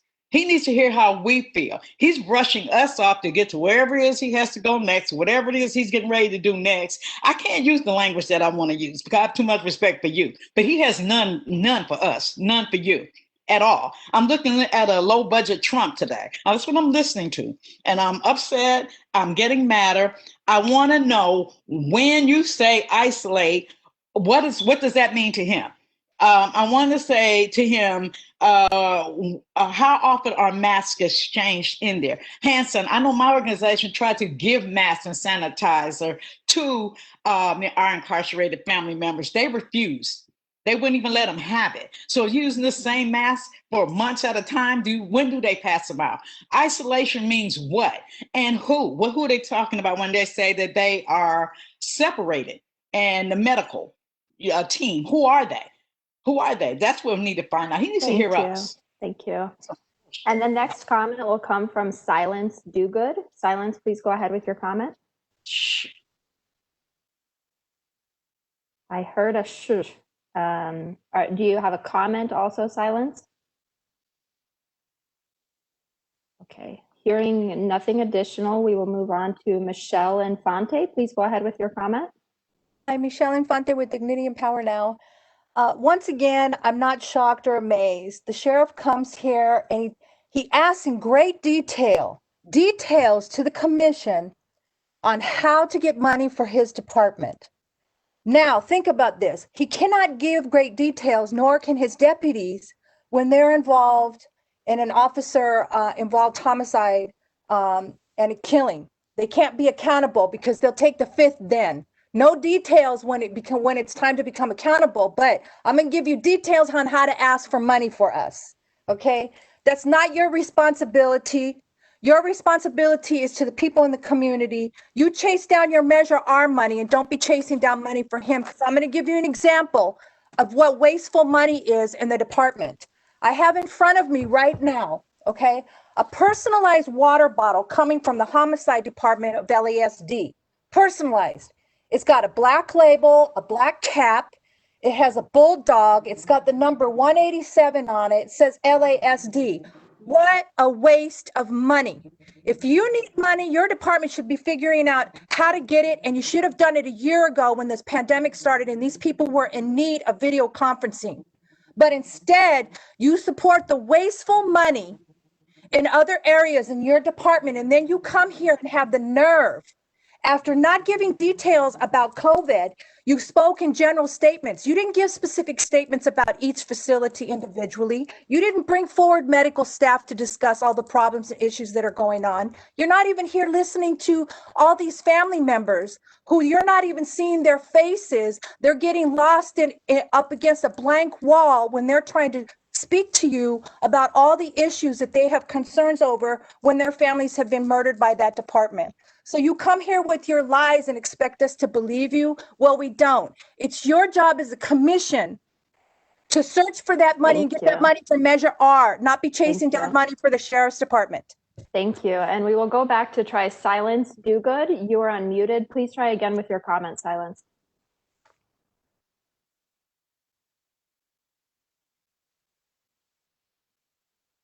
If you don't touch the unmute button, you're unmuted right now, Silence. Can you try speaking? Okay, hearing nothing. We'll troubleshoot on the back end. The next comment will come from Mary M. Mary, please go ahead with your comment. Yes, hi, good morning. Thank you for this opportunity to speak. I'm not here to shame anybody, but I am here to try to be part of the solution and not the problem. It's unfortunate to hear the way that Villanueva and his staff just speak about the individuals that are incarcerated, which, by the way, are not inmates. Inmates is a horrible word that we should get rid of and not use at all. I feel that what I've heard today is just unbelievable, and hearing them refer to these folks inside as they do, just makes it difficult for me to believe that they're doing their best to actually try to protect them. I think I agree with the people that spoke earlier before me that there needs to be a separate entity come in and investigate and really try to find a solution to this problem. I also believe that it is the time for them to try to figure out how to bring in somebody to actually encourage these people to actually wear, masks and do what they're supposed to be doing, keeping their social distance, because I would like to know how are they encouraging them. It's hard to take advice, from folks that, you cannot trust. And, I ask that you put yourselves in their situation. They were called criminals earlier, and somebody mentioned that they're there because they have not followed the rules. Well, I would like to actually ask you to think about, the people that actually do get arrested. Some of those folks are there for reasons that they probably shouldn't even be in there. So that's another question. Who are we arresting and why? And could this be avoided? These are questions that I would like them to answer and figure out a better solution to just incarcerating people, because that is definitely not the solution. Thank you. Thank you for your comment. My time. Thank you. And the next comment will come from Kayana Murphy. Please go ahead with your comment. Hi, can you hear me? Yes, we can. Please go ahead. I'll keep it short. I just really wanted to comment on the sheriff's language for today, because as a mixed black person and as a person of color, it really felt terrible to hear him talking about inmates in this way and how little he cares about us or the people who could possibly be extracting COVID-19. And the fact that he made a comment along the lines of that they don't need to worry because they already belong in there or something like that really, really set me off, because a lot of people already know that racial profiling is a huge problem. So there are so many people in there for either nonviolent crimes or they were convicted for no reason because of their race or because of their ethnicity. So I really wish someone with more authority than the public commenters would call him out on that and the way he talks and his language, because it's completely inappropriate. Thank you. I yield my time. Thank you. And the next comment will come from Jess Estes. You are unmuted. Please go ahead with your comment, Jess. Jess Estes, you are unmuted. Please go ahead with your comment. Okay, hearing nothing on the line of Jess. Next, we'll move on to Stephanie Luna. Please go ahead with your comment, Stephanie. Yes, the fact that Villanueva shows up here, when he wants during this meeting, and he doesn't even stay to hear not just the family part of it, but he also doesn't stay to hear public comment. I think that shows us all that we need to know about him. It's evident that he's not for the people. He's really not here for us. The sheriff's department, they don't need any more resources. They don't need any more funding. Instead of funding them, we need to start funding and investing in our communities and start investing in these organizations that are here to help us and protect us. Not the ones who are taking our loved ones and community members. He can't answer the questions himself. He's shown that to us. Instead, he continuously referred to Mr. Chase throughout the entire meeting. Any question that was directed to him, he handed over to Chase instead of answering it himself. He doesn't want to hear from the families. He doesn't want to hear from the community. He doesn't want to hear from the organizations, community leaders. It's crazy because these are the people that he says that he's here to protect and serve, but these are the people that he does not want to stay and hear from. He's shown us that the only people that he does protect and serve are his deputies, and these are the same deputies that we continuously see, all throughout East LA not wearing a mask. These same deputies that murdered my nephew Anthony Vargas.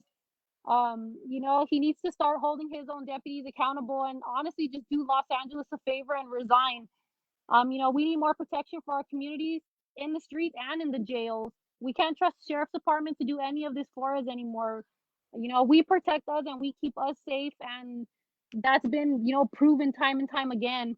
His language is deplorable, and his language, it's just, I can't believe hearing that coming from him. That's all I have to say. Justice for my nephew, Anthony Vargas, and justice for everybody who's been murdered by these rogue, cowardice deputies. Thank you. Thank you for your comment. The next comment will come from Mark Allen. Mark, you are unmuted. Please go ahead with your comment. Mark Allen, you are unmuted. Please go ahead with your comment. Okay, hearing nothing from that line, we will move on to the last person who has signed up for public comment on this item is Park Carolyn. Please go ahead with your comment, Park Carolyn. Hi, I am calling on the Civilian Oversight Commission to step up and hold Villanueva accountable for all of the mismanagement. He has lied about the existence of gangs, and if you don't admit something, then you can't do anything about it. So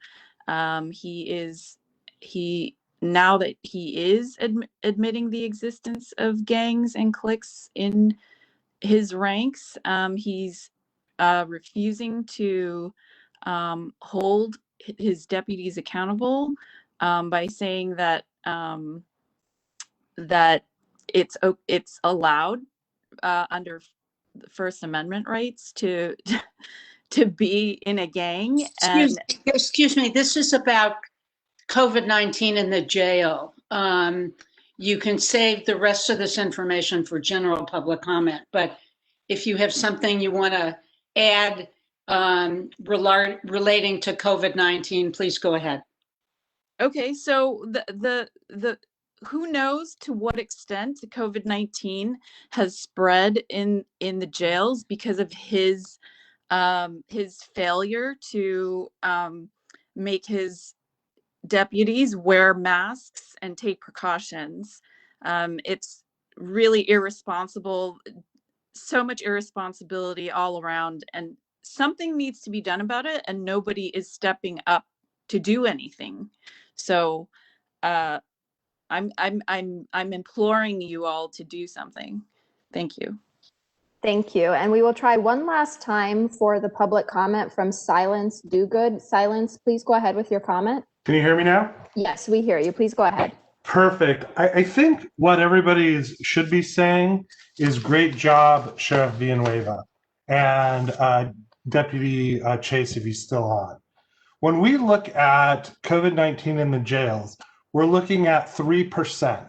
We look at 12 people who have passed away, but only 3 from COVID-19. These are people who live in an institutional setting where they are cram-packed together.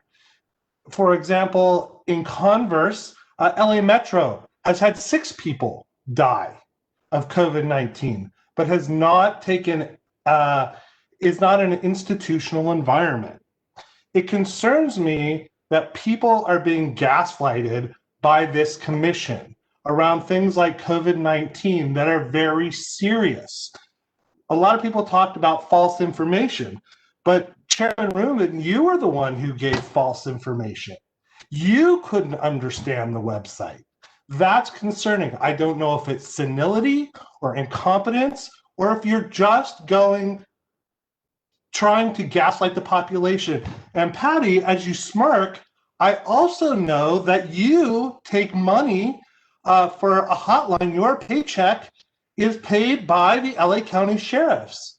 And it concerns me that if all of these people dislike it and dislike the sheriff, why, Patty, you would take money from the Sheriff's Department at a contract for peace over violence. Max Gustav, don't put your hands there. I Googled you. Why are you changing your name? The fact of the matter is, we need to come together. We need to unite. And while you're gaslighting people and telling them who to blame and what their problems are, that's why we get into these situations. Because as many callers have said, we've got to come together. And Patty, put it on your website that I said you have a contract with the sheriff.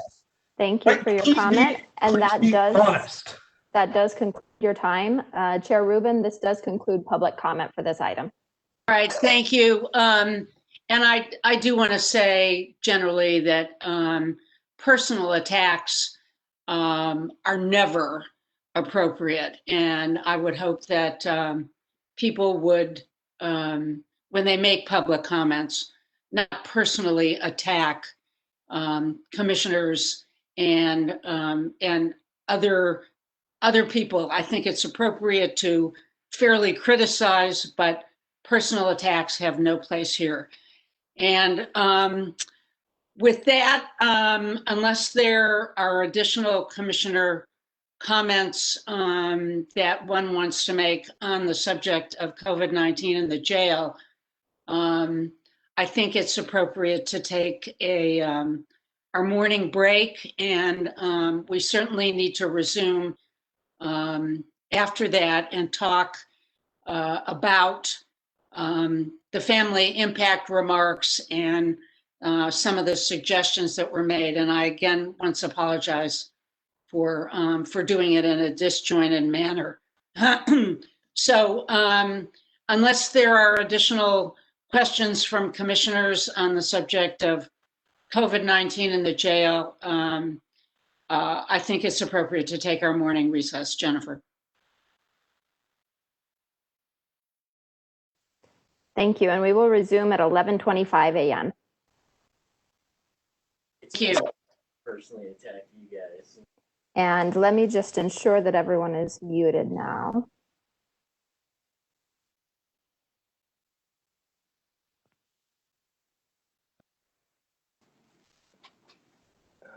I was gonna.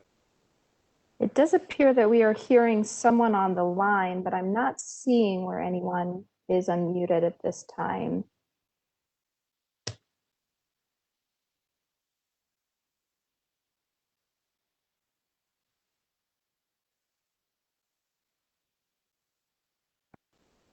Hey Jennifer. Yes. So it's Bruce. Hello, I was Bruce. just gonna say that we can let the commissioners know that I'll make myself available if they have any additional questions offline, or if they'd like me to attend the ad hoc meeting for COVID-19. I'm always available if they just reach out. Got it. I will make them aware. Are you going to be hopping off the WebEx now then? Yeah, so I'm going to be hopping off the WebEx. I was still here listening to public comment, so I just Excellent. I'd stop Okay. my so that I could if I had to do other work, I wasn't distracting anyone. Sure. Sounds good. Thank you very much. I will make sure to relay that message to the chair, and we appreciate you being on. Okay. Thank you guys. Okay. Thank you. Take care. Mhm.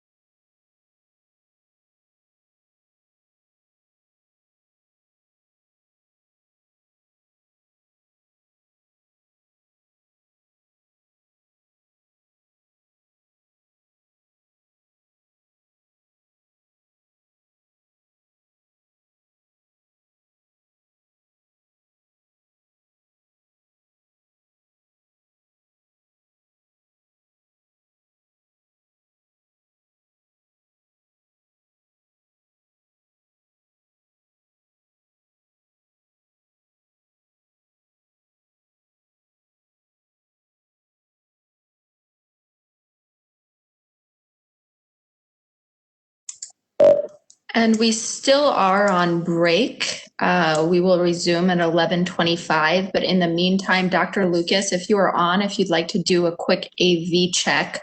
I also wanted to note that I do not see your colleague on the line at this time, so just so you are aware.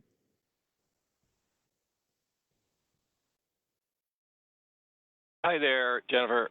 Can you? Hopefully you can hear me Yes. right now. We Yeah, do. no, I'm still here, and or I'll prove it. Video's working. Yes. Oh, you can. Okay. Yep. And yeah, Brian just had to jump off for another matter. He'll be back though. You'll see him jump back on. Got it. Sounds wonderful. Thank you very much. Okay, thanks for checking in. Mhm.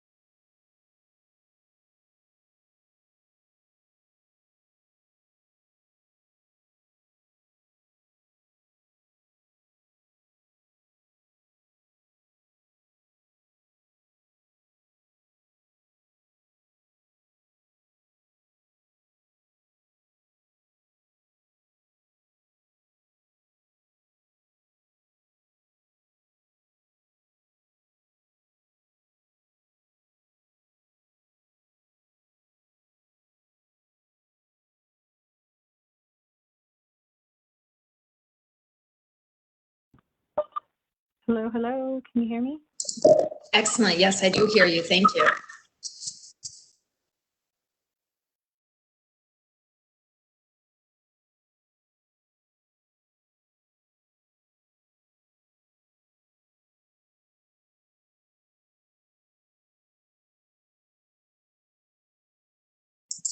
And we do have about 2 minutes remaining left in our break, but for any of the commissioners who are back and available, please go ahead and turn your video cameras on just so we can be sure that folks are accounted for. Thank you.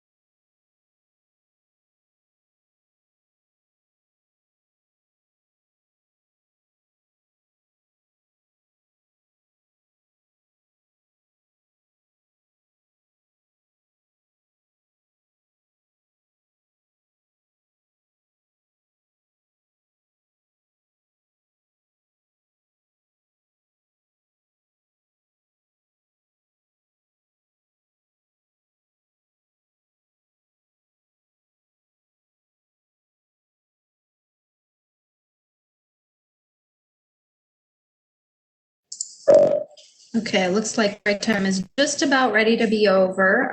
For all commissioners, if you could please be sure that your camera is turned on so we can account for who is back in front of their screens.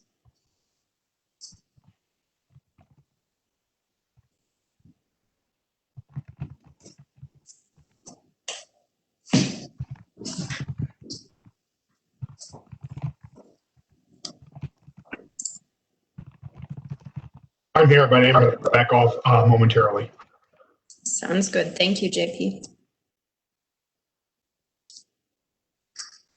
And it is 11:25 now. I'm not sure if Casimiro, Patty, or Priscilla, or Rob, if you could turn your cameras on. And then Chair Rubin, you can go ahead and get started at your discretion. Thank you. I think everybody is here. I know that Commissioner Bonner had indicated that he needed to leave early. But I think that I'd like to go back because we had this sort of truncated discussion about the family impact remarks. And I have some thoughts about how to move forward, but I'd like to hear from any other commissioners first.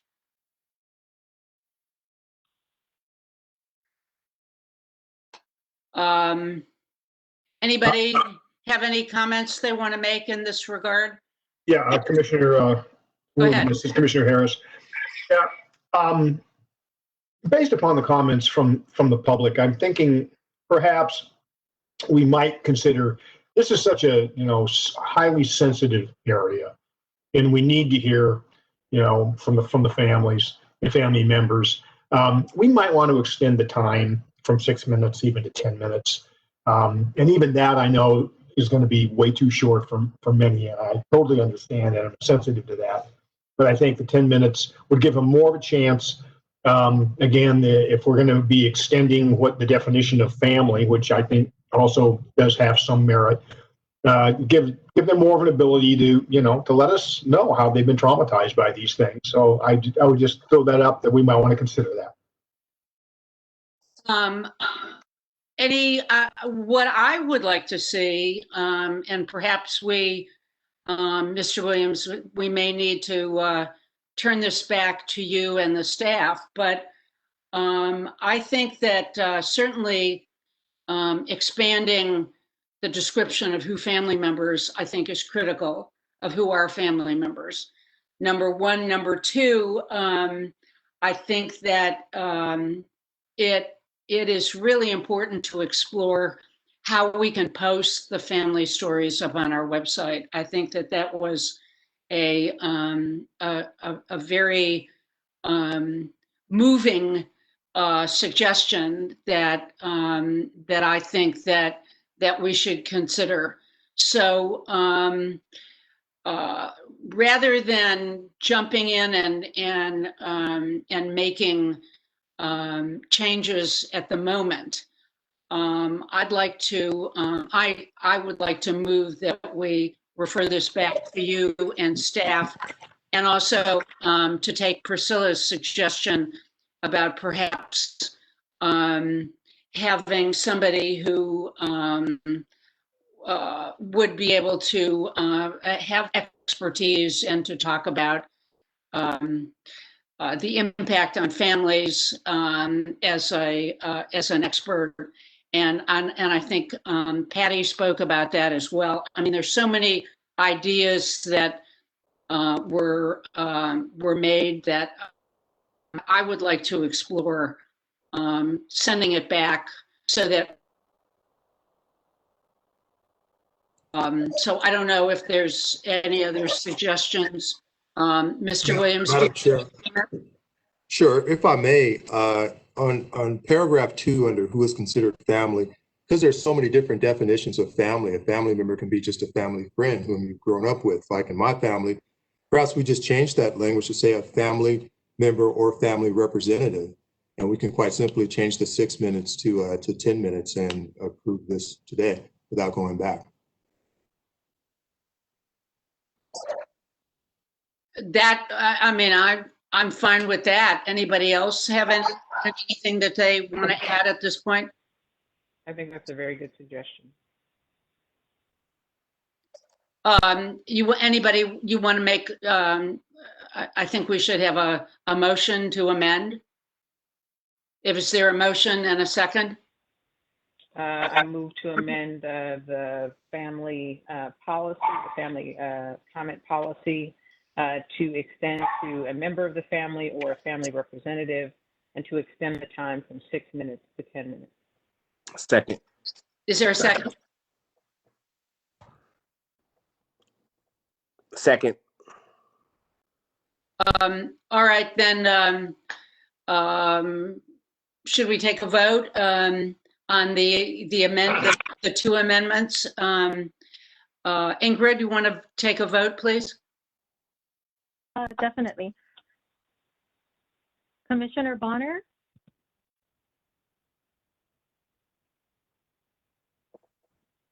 Commissioner Giggins? Can you hear me? We do hear you, Ingrid. Please go ahead. Hello, can you hear me? Ingrid, we do hear you. Those commissioners just did not respond verbally. Got it. Thank you. Commissioner Harris? Aye. Commissioner Kennedy? Yes. Commissioner Ochin? Yes. Commissioner Rubin? Yes. Commissioner Thompson?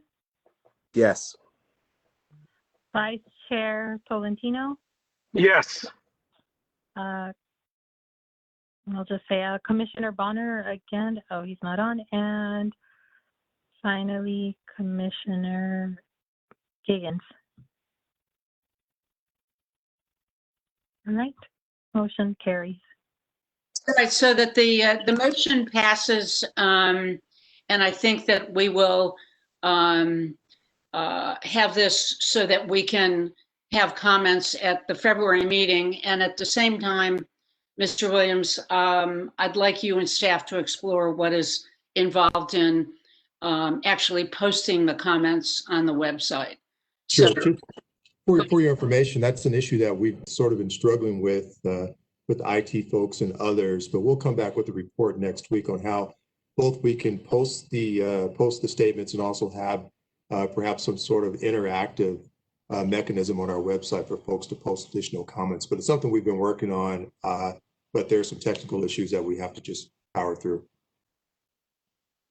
that's terrific. And Mr. Williams, you will have staff then put the amended family impact remarks in a final procedure and post it as well. And I think that's terrific.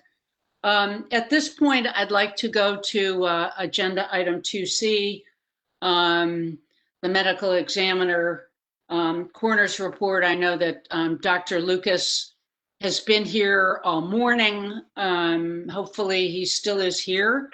There you are. Thank you for being with us.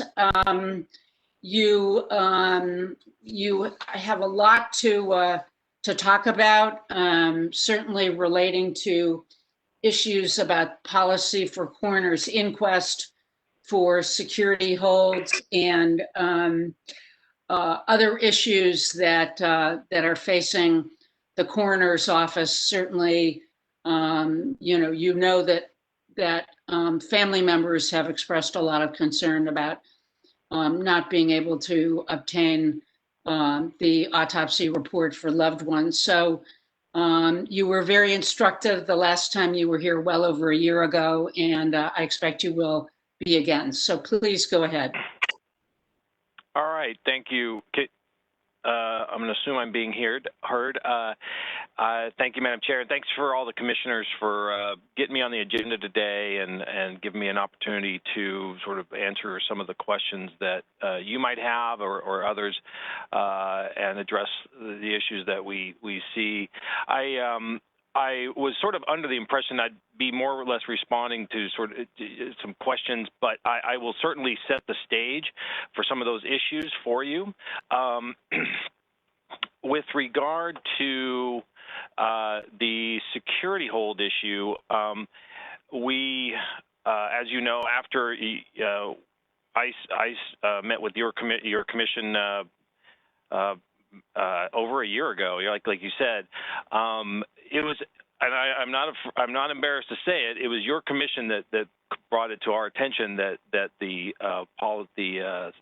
statute had changed, and we adjusted our policy to in use of force incidents and the release of records. We finished that whole process. We finalized our policy in August to become in August of 2020 to become in compliance with the penal code change, and as it pertains to use of force incidents and the release of records. We then we worked with the Sheriff's Department to identify the cases that were currently under a security hold request and had exceeded the time period defined by the penal code. Over the next, it took a few weeks, maybe a month, but all of those security holds were lifted. And then since the time of the policy, we've had a handful of requests, maybe half a dozen for security holds, all of which have been, they were granted for a period of time and then removed at the request of the Sheriff's Department. So my point is that the policy seems to be working. We currently have 0 security holds on use of force incidents across in the entire region, by the way. This isn't just obviously security holds for the Sheriff's Department. It applies to all the law enforcement agencies in the county, and we had to deal with that as well. But so there has been a bit of a transition period, not surprising, because this is something that has been sort of in place for a long period of time, and this is more of a, in some ways, yes, it's a technical change, but it's also a cultural change. So I think we've been successful in that, and the Sheriff's Department has like I said, they've been very responsive. One of the things I just kind of want to mention from a practical matter, I think this is very important, and it often kind of gets overlooked. Even in the absence of a security hold request or an active security hold, our department takes some time to work through a case. And during that period of time, it's our policy not to release any records. So oftentimes, I'd say most of the time, it's because the toxicology just takes a little longer.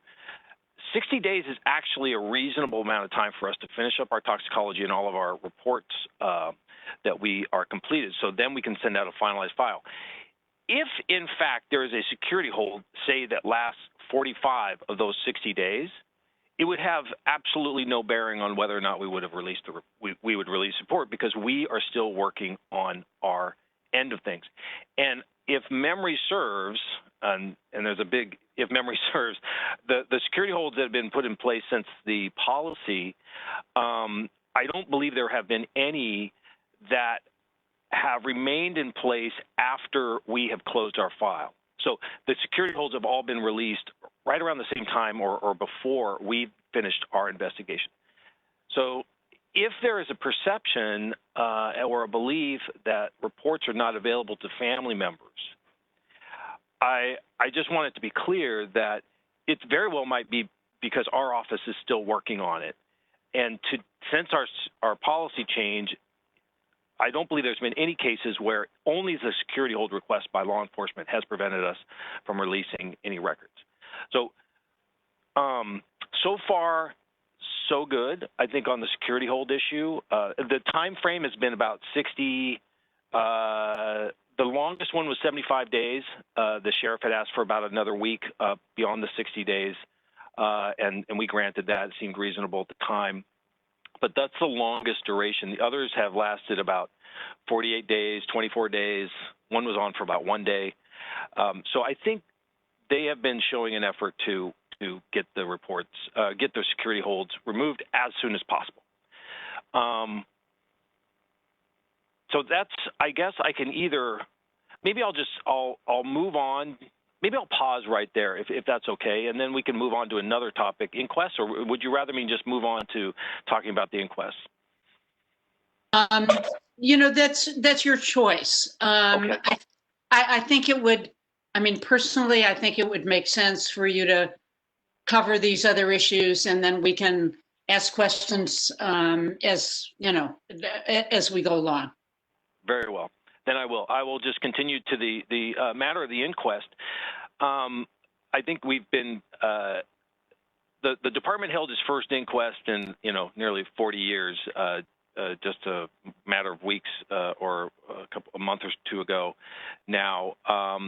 And it was a bit of a learning experience for us and the county attorneys to sort of understand the mechanics of that. There was no, there was no procedure manual to dust off to figure out what to do in an inquest, other than the government code, which really just says that we can do it, and some of the parameters they're involved. As you know, Justice Cooper was the appointed hearing officer. We think she did a wonderful job, and she more or less managed a lot of the decision making throughout the process. The inquest is an old tool, and it really predates the sort of the modern era of scientific advancements and things that are now applied to death investigation and determining cause and manner of death. That being said, there are a few jurisdictions, smaller jurisdictions. Well, that's not very specific, but much smaller jurisdictions that do them on a somewhat regular basis. Contra Costa County in particular does them routinely. That's something historical they have done for many, many years. But for the most part, the inquest has sort of gone away because its utility came into question. It still stands. It's still a tool that we can use. And of course, we have moved forward with doing the one in Mr. Gardado's death, and then we're planning another one in actually a week from today for Fred Williams. They are meant to inquire very simply into the circumstances, cause, and manner of death, and the procedures for that, the actual hearing, is, as the name would imply, I'm sure you all know this, but for those that might be listening, the name implies simply that it's an inquiry, right? It's not a it's not a trial. It is not an adversarial process. There is no defense attorney. There are attorneys that manage the process, but it is not an adversarial process, right? And it has different sets of rules than the courtroom. And I say that only really to manage expectations to some degree. And I don't, we've never indicated that there would be any kind of there is no guilt or innocence that comes out of an inquest. It is a matter of what are the circumstances that we need to know to establish cause and manner of death. It is not it's not a quest to find all of the circumstances, but it is an attempt to bring to light the circumstances that are relevant. I'll just add one last piece on this is that, and where is this here? I had this note.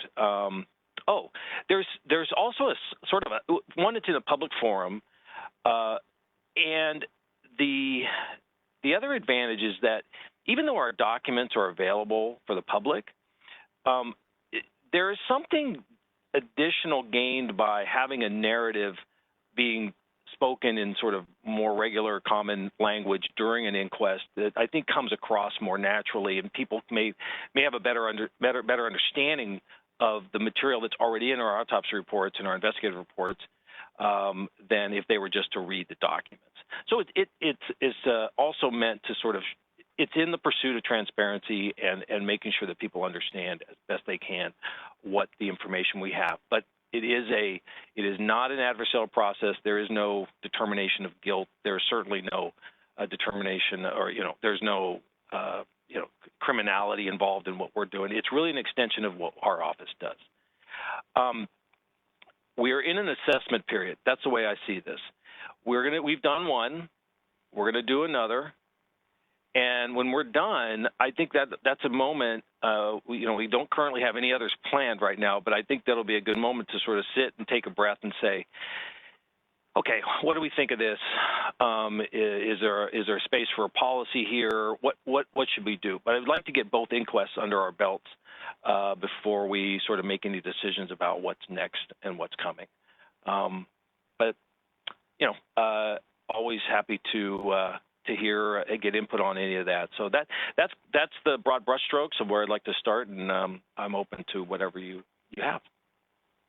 That's great, Dr. Lucas. Thank you so much. It is, as you, starting with your last subject, the inquests.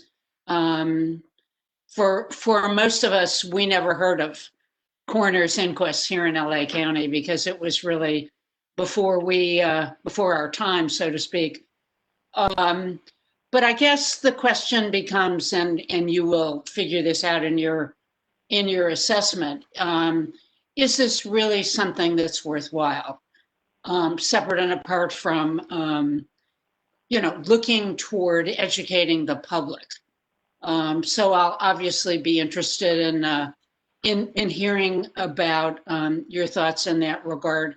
And on the issue of the security holds and policy as to how quickly you release the coroner's reports, I really have to give you kudos for jumping on this. I know one of our commissioners, Sean Kennedy, was very helpful and instrumental, and I thank him as always for his input. But it's very heartening and impressive that you've taken this and you've run with it. And I think, hopefully you have made a difference to the families who are really concerned about this, and all of us really, as hearing about this when we didn't know, or many of us didn't know that there were security holds. So your reaction in this regard and your response has been really impressive. At this point, I'd like to open the floor to questions from other commissioners. Yes, Sean, go ahead. Yes, Doctor, thank you for, thank you for your report. I just wanted to say that I think the perception that autopsy reports were being withheld is based on years of past abuse of the security hold process by the sheriff's department, and your independence in this regard has facilitated systemic change. And I suspect you took some flack for it. So one, I wanted to thank you. And two, I wanted to say that the inquest, while an archaic procedure, does fulfill one important function. When the institutions in the modern era are entrusted with the power to investigate police shootings and their findings over and over again paper over issues and cause the community to lose trust, it may be helpful to have an independent entity from the police investigating the police and their partners with the district attorney's office looking into the matter. And so that is one thing that I think many community members really appreciate about the inquest.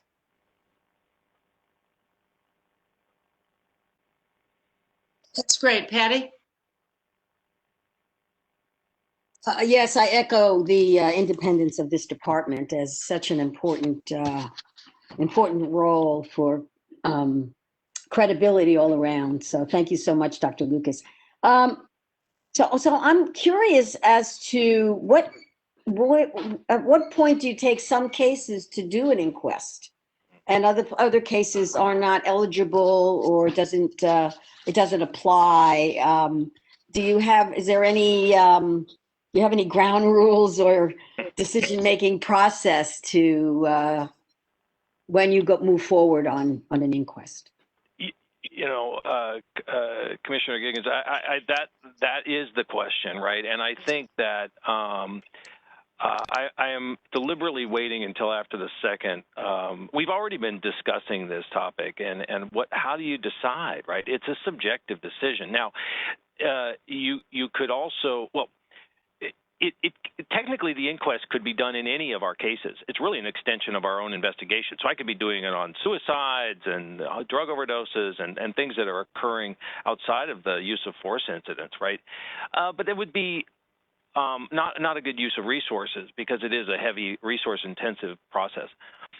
I think we just have to consider, how to make that decision once we've sort of assessed the impact, and that people we sort of deliberately decided we're going to run this through the process. We're going to let people see the limitations and what it can do and how we feel about this after we're done. And, if there seems to be a need for inquests on a regular basis, then we'll have to set up some sort of criteria or thresholds. I think it's a difficult question if you don't go all or none, right? And all of that to say is I don't know yet, but it is a question that is important, and we do need to answer that. That's great. Priscilla? Thanks so much for being here, Mr. Lucas. My question is about what we saw at the Guardado inquest, which was the refusal to answer questions from members of the Sheriff's Department, and I'm wondering if you all have discussed, what the approach will be if you continue to encounter, deputies and even investigators who don't seem to be at any risk or legal jeopardy asserting their Fifth Amendment rights. So that's my first question. The second is more of just a comment and an expression of thanks. For us in the public and even us on the commission, we very rarely get to see the evidence, or at least see the exploration of the evidence that is available in the context of a deputy shooting or when a deputy kills someone. And so the inquests, I think, are doing a tremendous public service so that there's more transparency. People can see that these investigations are being taken seriously, at least by somebody in the county, because there's a question about whether the Sheriff's Department is taking them seriously, especially when they come forward and take the Fifth. So I just want to say thank you to your staff and to yourself for undertaking these inquests. So my first question is about the Fifth Amendment issue, and then the second is I really would want to encourage you to have a blanket policy to have an inquest for any and all deputy or law enforcement involved shootings because of the public interest at stake. And so I'm just wondering if you all, I know you said you're considering what the criteria might be, but I would hope that the criteria would be simply that there was a deputy or law enforcement involved use of deadly force. So I'm wondering if you considered having that as a criteria and having inquests anytime there is a law enforcement, a killing by law enforcement. So I'll take your first question first, and that is about the issue of the testimony and asserting the Fifth Amendment rights. The understanding that the deputies that were directly involved, taking their Fifth Amendment right, as I understand it, I'm not an attorney, but there was a legal ground for that because of a variety of things about putting them in jeopardy, so that part of it, and as I understand it, I understand that in other jurisdictions that is not uncommon, but the testimony does tend to occur in other counties on the behalf of the detectives or that they do provide that testimony. A couple of points on that. First of all, Justice Cooper did flag that as an issue and said that she was going to consider whether or not she needed to come back and address it regarding the detectives taking the Fifth Amendment. After she reviewed the package, the sealed package that Sheriff's Department provided, she opted not to revisit that in making her final conclusions. In the Guardado inquest, in preparation for the Williams inquest, we are doing what we can to ensure that it goes a little more smoothly this time. So it's been a learning journey for us as well, and I'm hopeful that there will be testimony in the Williams inquest from the Sheriff's Department. I'm hopeful of that, and and hopefully that'll put this to rest. If it's a recurring thing, then yes, we're going to have to address it. On the second part, and I sort of alluded this to in my previous comment, which is the easiest policies would be to do them never or do them in every case, right? That would be the easiest way to go about doing it. My only hesitation is on doing it in all cases is resources, and because it is very resource intensive, especially, and I will tell you that our attorneys, county counsel, has taken a lot of the brunt of this because they're the legal minds. So they've really carried a lot of the weight of making this work. Now, going forward, if we can find a space for a need generally and a space in the budget, resource, that kind of thing, then it might be worth doing going forward. But I guess my answer to your question, your point is that I am certainly not opposed to doing it in all of these cases. I just think we have to be careful about the return on investment and just to consider those things. That's not a pushback. It's just one of the factors we take into consideration. Thank you. Thanks. Yes, anybody else have a question in that regard? Yes, Kaz, go ahead. Well, I would share the same concerns as Commissioner Ocean. I think it's important at this point in time actually to do every single one of them just because there's a need for an urgency. At this point in time, we have so many questions that are so unanswered that I think with time it'll work out that way. But I think we need to start doing it almost routinely because I read the newspaper and almost every day or every other day, I get a note from Mr. Williams of another deputy involved shooting. There's got to be a point in time in which we need to be able to kind of use it as a deterrent, perhaps, that it's going to be looked more carefully in the future or presently. Sometimes I think you said it the wrong way. It's not really the easiest. I think it's going to be the hardest because of what you suggested, the lack of resources. But maybe we need to put that resource now.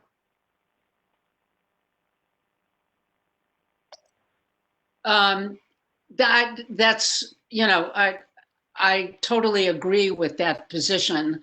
And frankly, I think, Dr. Lucas, you're going to be, as you know, faced with some difficult choices, but we'll certainly look forward to where you're going to go with that. Any other commissioners have questions? Sean, go ahead. I'm sorry, Dr. Lucas. I just wanted to express my concern. I've been a criminal lawyer my entire adult life, and I have never once seen investigating officers who are investigating a matter take the fifth in a hearing.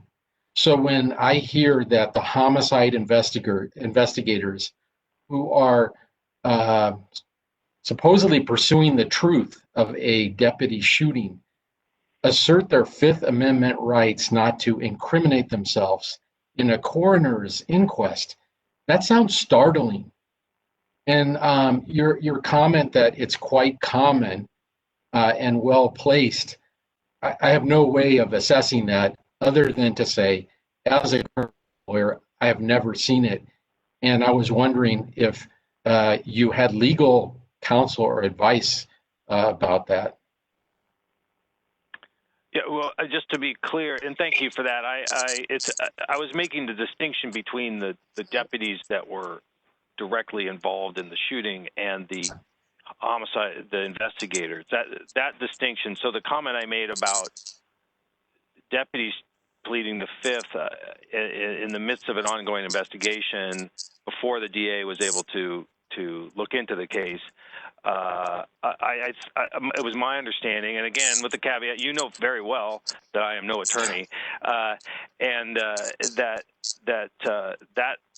was more or less had legal footing. But the detectives, as I sort of indicated, was an irregularity flagged by Justice Cooper that we sort of, I think she just decided it wasn't material for her findings, even though, that I'm hoping in the Williams inquest will go forward. Now, I don't. My counsel is on the phone. If I think if he got back on, if he wants to address that further. Yes, this is Brian Chu. I'm attorney for the department, and yes. The county counsel's office has taken great strides since the Guardado inquest to try and avoid any issues of assertions for the investigating deputies, the investigators or the detectives, to assert the Fifth Amendment and without breaching any confidences in our conversations with the sheriff's department. We've gone a long way toward resolve that. Hopefully, it won't happen in the Williams inquest. Again, I think Dr. Lucas is correct that Justice Cooper has done quite a bit to help manage that particular legal issue, and in the event of the Guardado inquest, that it was, well, I'd say it's somewhat unusual in her mind, but the bottom line, after having received records, she found that was unnecessary to pursue through other legal means the investigator's testimony at the inquest, and she's still able to reach her findings. Again, you know, every inquest, I would imagine, will be debated on its merits, see what happens in the Williams inquest, and address some of the issues. It's a learning process at this point, and so I don't want to tie anybody to any commitment, least of all Justice Cooper, since she is the hearing officer. Well, if the You were sort of breaking up a bit, but my sense is, Mr. Chu, that you may approach this issue a little differently in the Williams matter than you did in the Guardado. So hopefully that that issue will be resolved in a way that will be helpful. I assume Justice Cooper is going to be the hearing officer again. Is that correct? That Great. is, yes. Any other questions at this point of Dr. Lucas before we go to public comment on this subject? Because I think the public has a lot of interest and concern about this issue or these issues. Okay, seeing no hands, Jennifer, would you let us know about public comment, please? Sure. We have 14 individuals who are currently signed up for public comment on this item, and we will do an announcement in Spanish now. Buenas tardes. Si necesitan una traducción al español, simplemente diga la palabra español antes de hacer sus comentarios y alguien va a traducir sus comentarios cuando termine de hablar. Gracias. Thank you. And the first comment will come from Carolyn Park. Carolyn, you are unmuted. Please go ahead with your comment.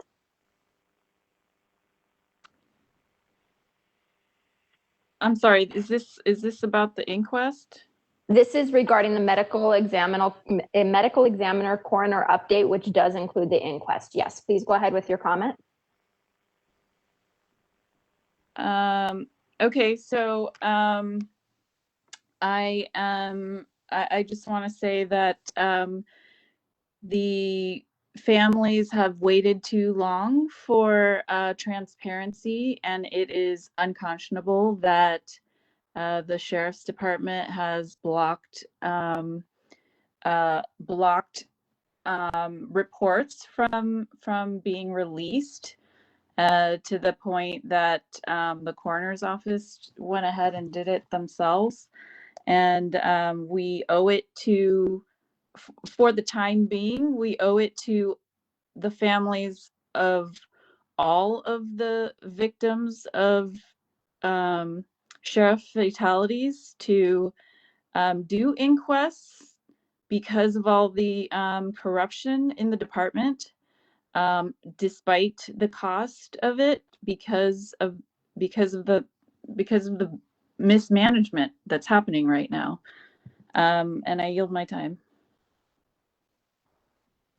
Thank you. And the next comment will come from Irma Cooper. Irma, please go ahead with your comment. Irma Cooper, you are unmuted. Good morning. Good morning. Please go ahead with your comment.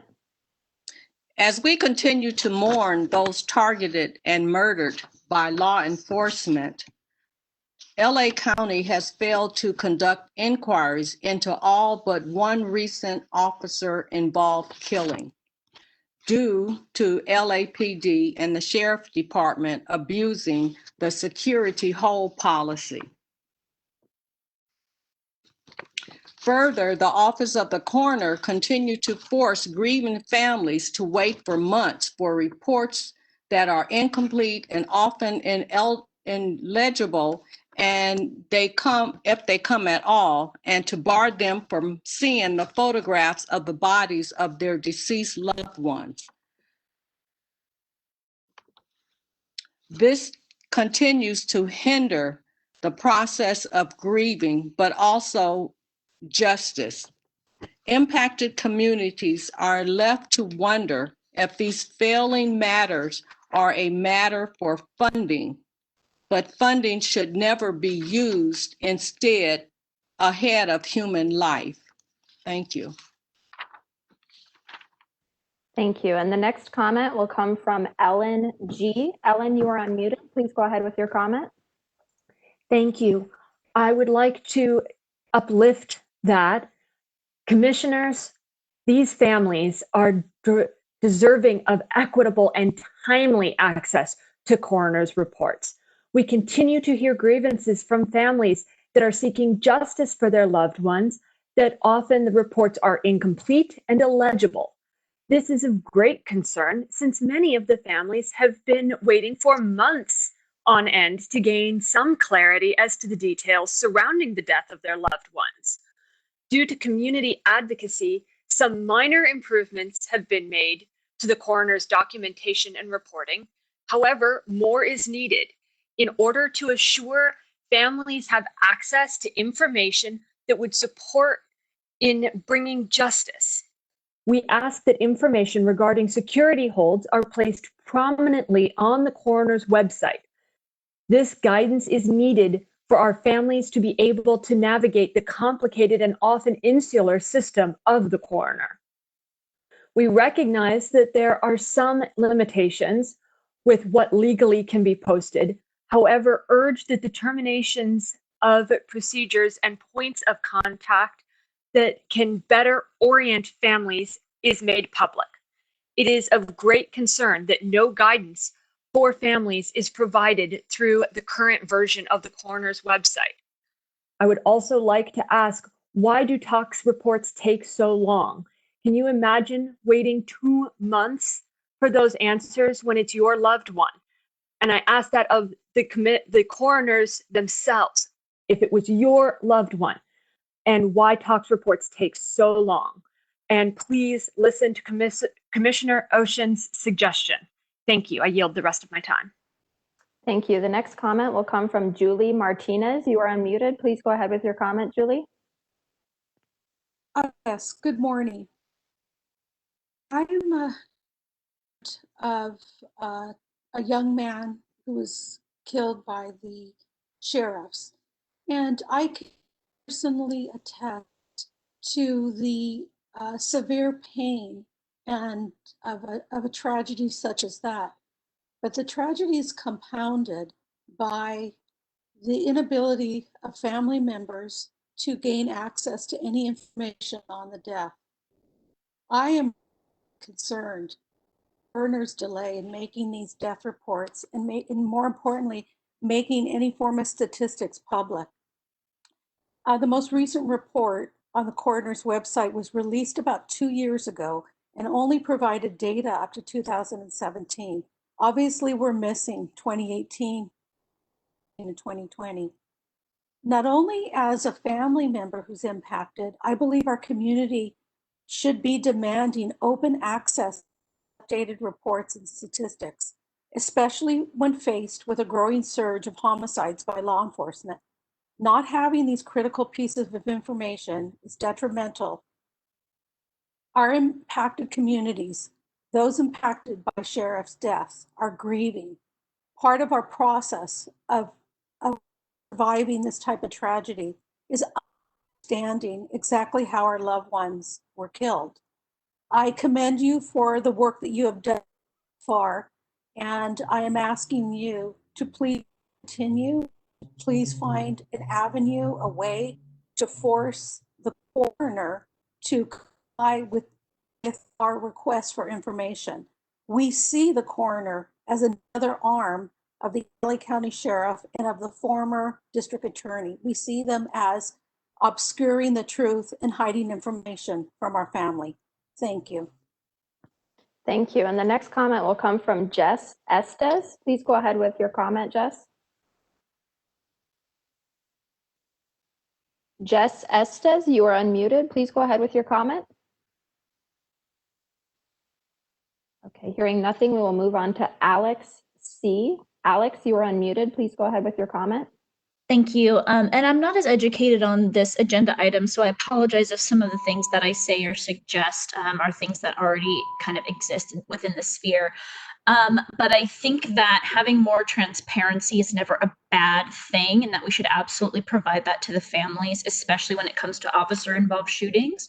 I know that a lot of the community members who have had loved ones who have been killed are always scrambling for this information and constantly feel as though they just don't know what happened to their loved ones. I believe in some cases it took them maybe over a year to get all of the information for what happened to their loved ones exactly. My biggest concern too is that with the time that it takes, and also with security holds having a possibility of being put on the information, LASD goes out on the news and on their social medias, and they create a false narrative that puts them not as the perpetrators and not as the villains in the situation, but they put it on the victim. You know, I think that Fred Williams was a huge case because the sheriff's department said that, you know, he had a gun and he did this and he did that, and then all the information finally came out that he actually was jumping a fence when he was shot by LASD, which is not a, you know, a position in which you are going to attack someone. I'm not sure if there's some way you can make an infographic that has kind of a simplified explanation for how the families can get this information. And perhaps if that doesn't already exist on the COC and coroner's website, perhaps make that resource available so that the information is easily accessed and easy to understand for those family members who need the information. And I mean, in general, the sheriff just has way too much power in being able to hide information and change the narrative. So thank you. Thank you. And the next comment will come from Lucia Peer. Please go ahead with your comment, Lucia. Yeah, hi. I just want to echo what others have said in this public comment session, that the grieving families are deserving of equitable and timely access to coroner reports. And it doesn't feel like that should be an outlandish request at all. We continue to hear grievances from the families who are seeking justice for their loved ones. That often the reports that they do receive are incomplete and illegible, which is incomprehensible to me, that they wouldn't get sufficient information. Families have been waiting for months on end to gain some clarity as to the details surrounding the death of their loved ones. For them to wait for so long and then receive totally insufficient information is unacceptable. And we've seen some minor improvements to the documenting and reporting from the coroner, but far more is needed to assure families that they will have access to the information that would support them in getting justice. So we ask that information regarding security holds are placed prominently on the coroner's website. That really doesn't seem like too much to ask. And this guidance is needed for the families to be able to navigate the complicated and often insular system of the coroner. It's far too inaccessible.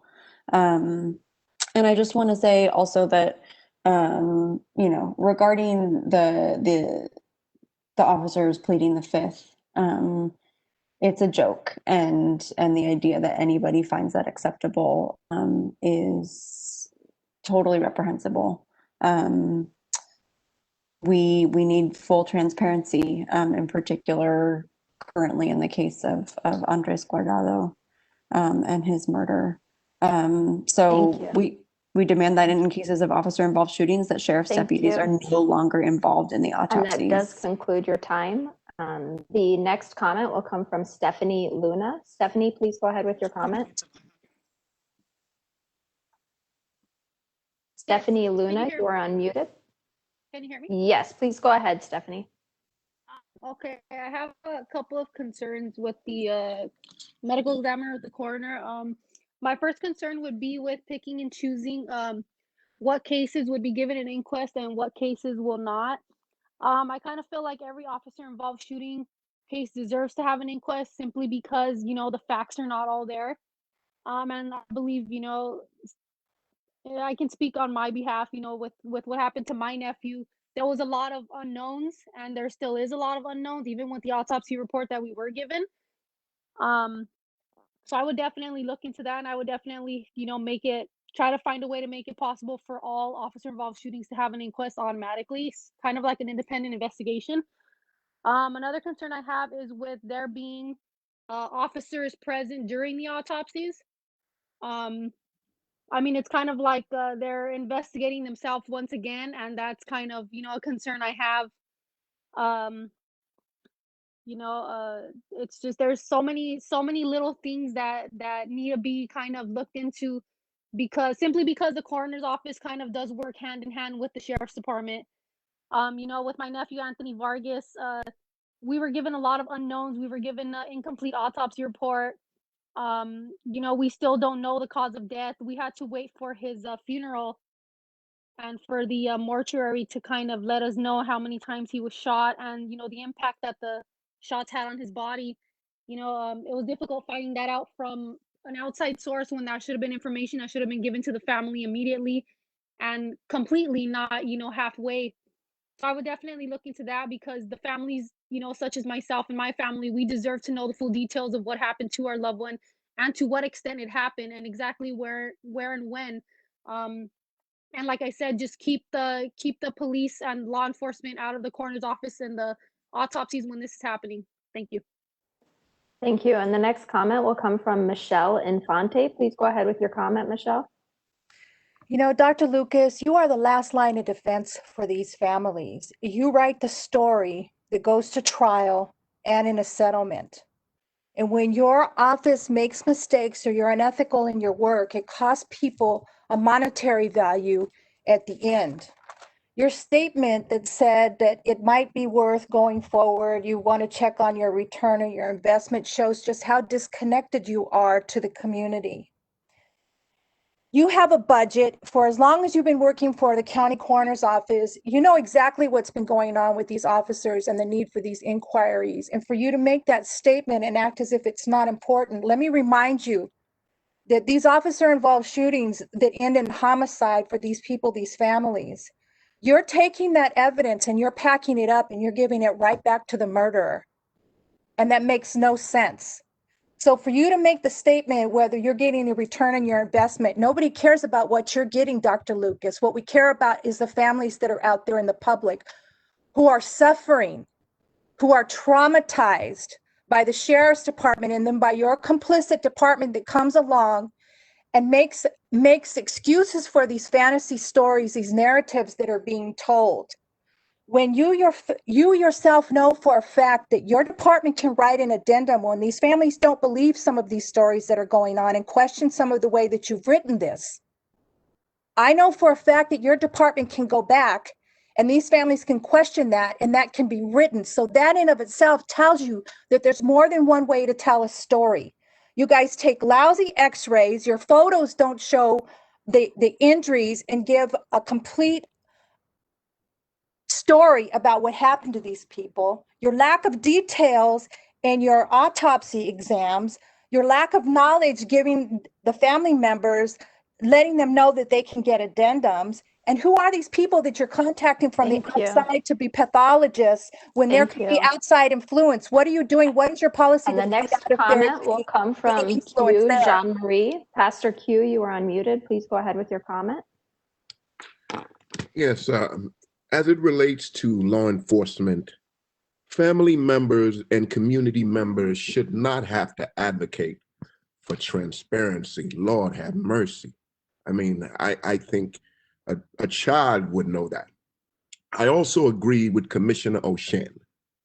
There should be an inquest in all deputy-involved shootings. And as for the Fifth Amendment, taking the Fifth Amendment, deputies taking the Fifth Amendment, Jesus once said, "You shall know the truth, and the truth shall set you free." So if the truth will incriminate you, then there must be some corruption somewhere. And we know that the orchard, the entire orchard is corrupt. Thus, we are attempting to uproot it. Therefore, we urge you to take every avenue of transparency necessary by any means necessary to make sure that all of this comes to the open. And therefore, again, I agree with Commissioner O'Shea.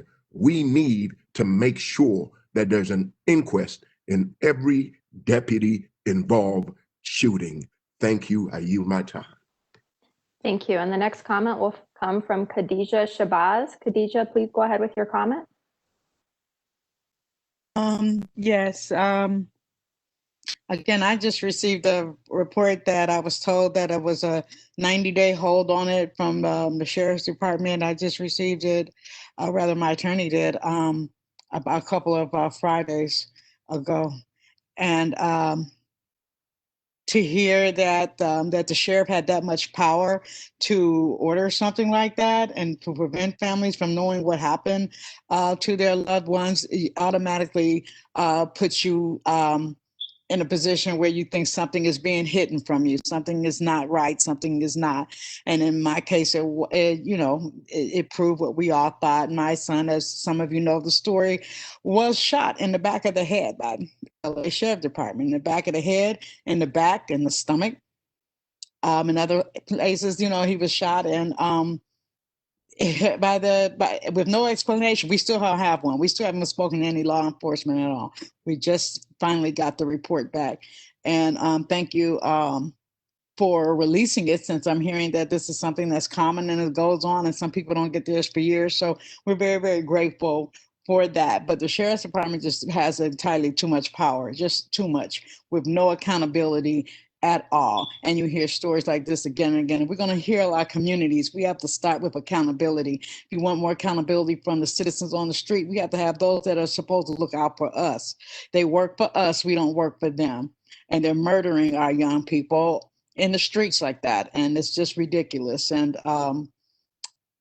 that's what I have to say right now. Thank you for listening.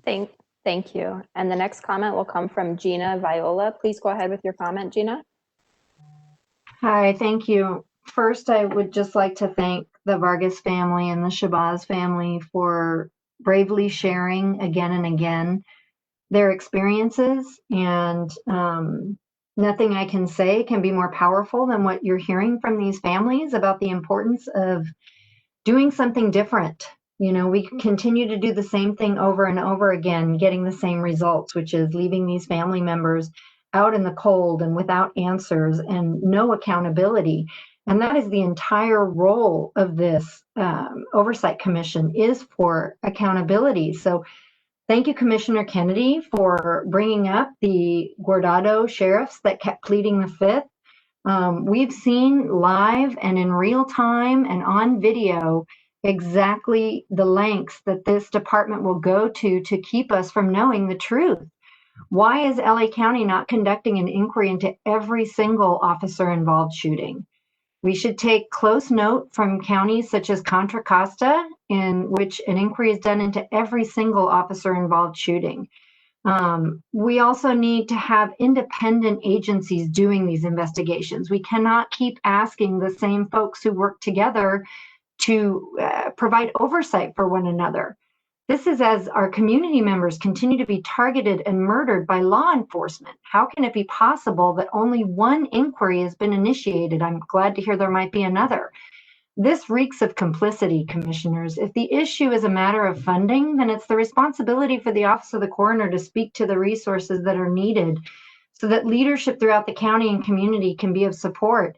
I think funding needs to be shifted immediately from all of these departments and into independent agencies that are hired and maybe even screened by impacted family members directly.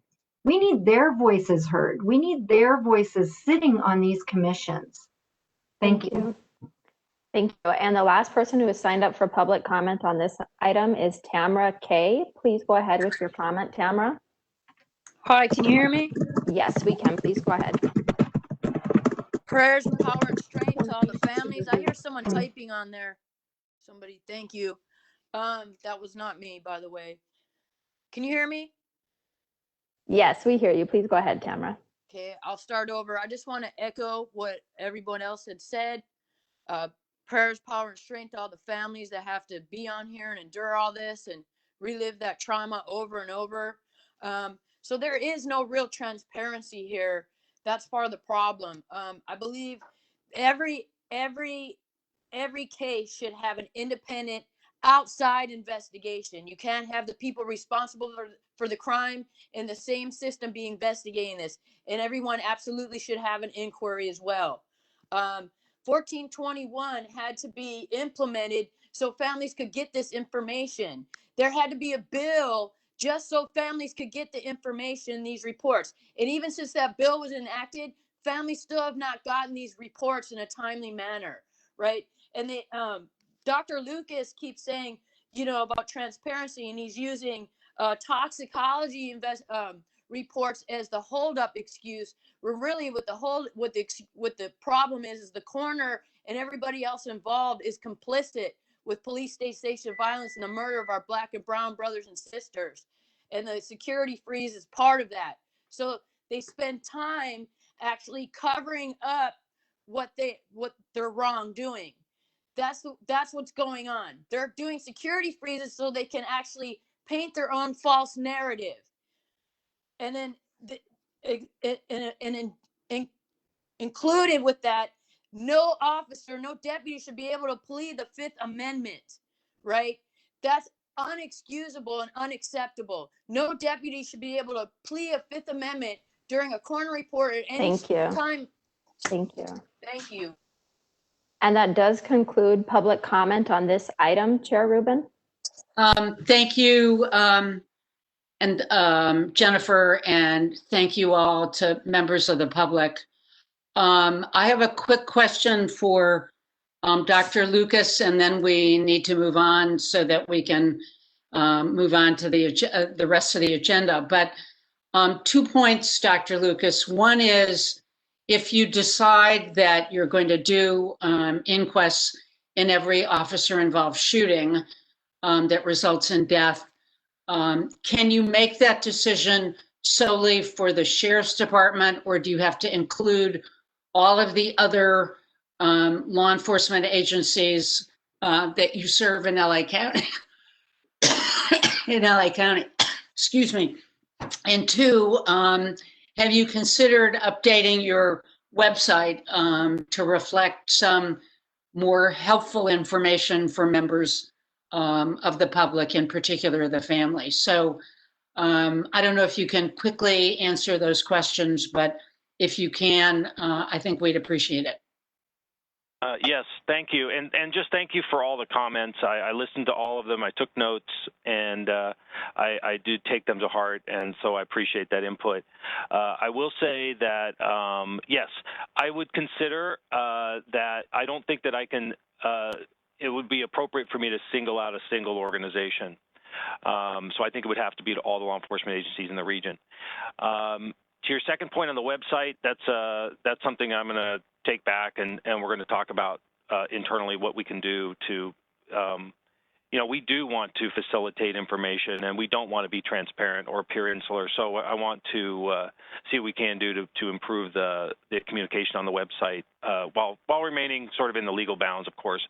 But yes, we'll see what we can do. Great. Thank you so much, Dr. Lucas, for being here and for being involved all morning. And we'll look forward to getting further updates from you as you make some decisions. I'd like to move quickly to agenda item number 3, in particular the executive director's report, and then we'll see how far we can go. Thank you, Madam Chair. Just very briefly, so that we could save time, I did want to announce that on February 25th, from 9 until 10:30 a.m., the staff will be hosting a webinar, if you would, on the topic of improving the law enforcement officer disciplinary process. This will be open to the public. We'll have a nice panel presentation. We'll provide some additional information on that in the near future. So that concludes my report. Okay. And Max, do you have something that you can address quickly, or do you want to put it over for another time? I'd just like to address the issue of subpoenas. This is the first meeting we've had with subpoena power under AB 1185. There have been a couple of issues that I think call out for subpoenas that have been raised today in particular, not that there aren't others as well.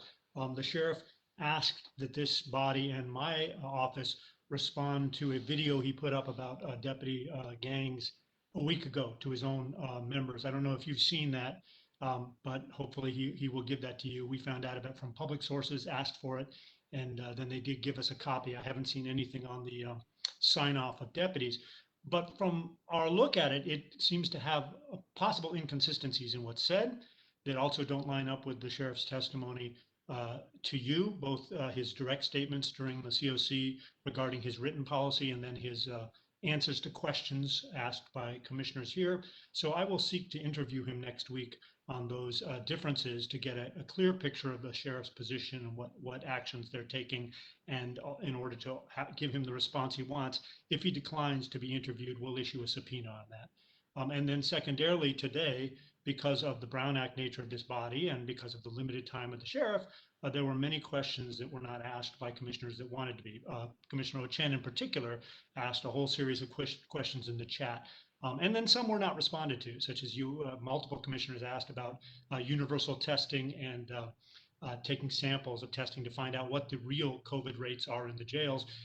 And I don't know if you guys were listening, but the sheriff did not answer that question directly. He suggested that they're not doing it, but he didn't say it. So we'll again ask him next week, or at least before the next COC meeting, to sit for an interview with us to clarify some of those questions. If any commissioners have additional questions they want, please forward them to me, and we'll try to include them so that we can do that away from this place in which we have a very limited amount of time to speak in a forum which is easier to work in. And again, if the sheriff declines, we'll issue a subpoena on that. Thank you. Right, thank you. And yes, we did see the copy of the video. We have some questions about it. Despite his comment that we hadn't responded, we did.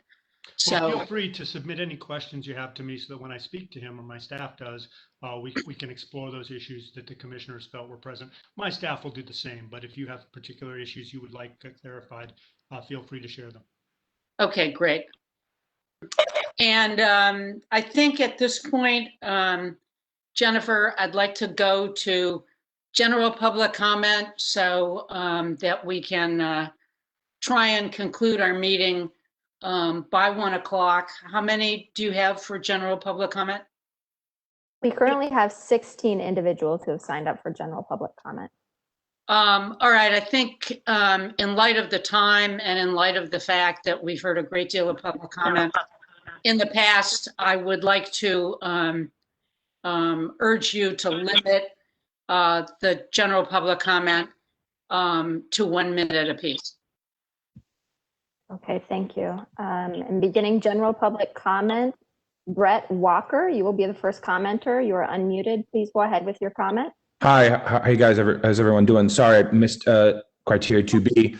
I wanted to make a comment about the conditions of the jail system and how what the deputies Villanueva said about the conditions. They don't have enough cleaning solution.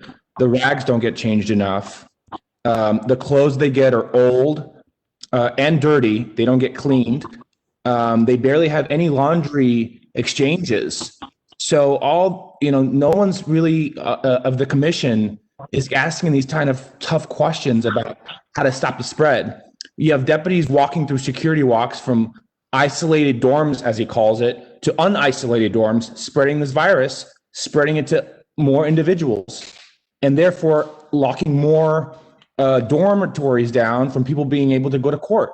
How come no one's asking or no one's doing anything about stopping the spread in cleanliness? For the vaccines, we tell everyone to clean our hands, but no one wants to clean the facilities of what a bunch of people are in close quarters. That's all. Thank you. And now we'll have an announcement in Spanish. Had 1 minute. Buenas tardes. Si necesitan una traducción al español para sus comentarios, simplemente digan la palabra español antes de empezar sus comentarios y alguien traducirá sus comentarios una vez que hayan terminado. Gracias. Thank you. And the next comment will come from MW. Please go ahead with your comment, MW. MW, you are unmuted now. Please go ahead with your comment. Yes, thank you. I've been listening today, and I just wanted to remind each of you that on September 17th, 2020, this Commissioner Bonner said, the sheriff has demonstrated a lack of judgment and the lack of ability to assess and reconsider his actions. And then you all voted unanimously, a vote of no confidence. The statistics that were misrepresented today, the deputies that have been presented here today to not tell the truth, this body is moving too slowly. The lies and the crimes against humanity continue. It is time for this body to find solutions and to get this criminal sheriff out of leadership. I conclude my time. Thank you. And the next comment will come from Rowena Rucker. You are unmuted. Please go ahead with your comment, Rowena. I pass. Thank you. And the next comment will come from Pastor Q Jean-Marie. Please go ahead with your comment, Pastor Q. I pass as well. Thank you. And the next comment will come from Ellen G. Please go ahead with your comment, Ellen. Thank you. I would like to go back to the 2A as I didn't have enough time there. And I would like to add one more thought of reminding this commission of the former incarcerated persons that they heard from back in July, speaking to their personal experiences of being given a single disposable mask that they were forced to use for 2 months, of one of them referring to a sick person in the cell next to him not being tested or treated, it taking 5 days before the man was even issued an Advil and was not isolated, nor did they test to see, and his symptoms were very strongly COVID clearly. And it once again demonstrates how false Sheriff Villanueva's statements are, as well as the assertion Mr. Chase made that they had good measures from the beginning being completely wrong. Thank you. Thank you. And the next comment will come from Julie Martinez. Please go ahead with your comment, Julie. Yes, I want to thank the commission for listening to our pleas to be heard. As the grandparent of Paul Rea, who was murdered by a sheriff deputy in 2019, it's extremely important that we be given an avenue to speak. We have a very unique perspective into that sheriffs inflict upon our community. These murders often occur in our neighborhood, and we all have information and intel that needs to be shared. So again, thank you so much for allowing us a longer amount of time to be able to speak. Next up on your agenda, we need independent subcommission in which we as family members can make complaints as to the continued harassment by the sheriffs. We have reported many times before, and yet our reports seem to go nowhere within the sheriff department. We need an independent subcommission to hear the complaints against sheriffs for harassment. Thank you. Thank you. And the next comment will come from Genevieve Claverall. Please go ahead with your comment, Genevieve. Genevieve, you are unmuted. Please go ahead with your comment. I have no comment at this time. Thank you. Okay, thank you. And next, Alex C. Please go ahead with your comment, Alex. Yeah, I just want to thank the commissioners, first of all, for not only listening to us, but also it seems as though, you try to make direct policy change based on what the community has to say. And I really implore you for that.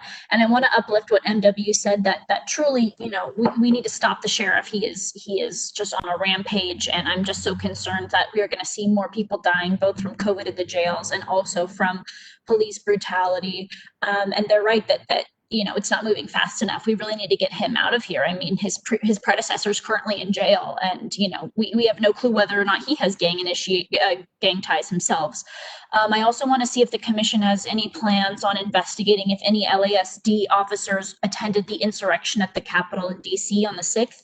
We've already seen that LAPD officers and Orange County Sheriff's officers were at the insurrection. So I want to know if there is already a plan in place, or if there is a plan to investigate to see if members of the sheriff's office did attend such a thing. Thank you. Thank you. The next comment will come from Stephanie Luna. Please go ahead, Stephanie. Yes, hi, this is Stephanie. I'm Anthony Vargas' aunt. I would just like to conclude with saying that I agree the families do need more time to speak our truth and share our loved ones' stories. In regards to Alex Villanueva and what he was saying on the COVID in the jails, the language that he used to describe a lot of what's going on in the jail system, he needs to be held accountable for that. And he needs to it needs to be known that the way that he describes certain things, it's wrong.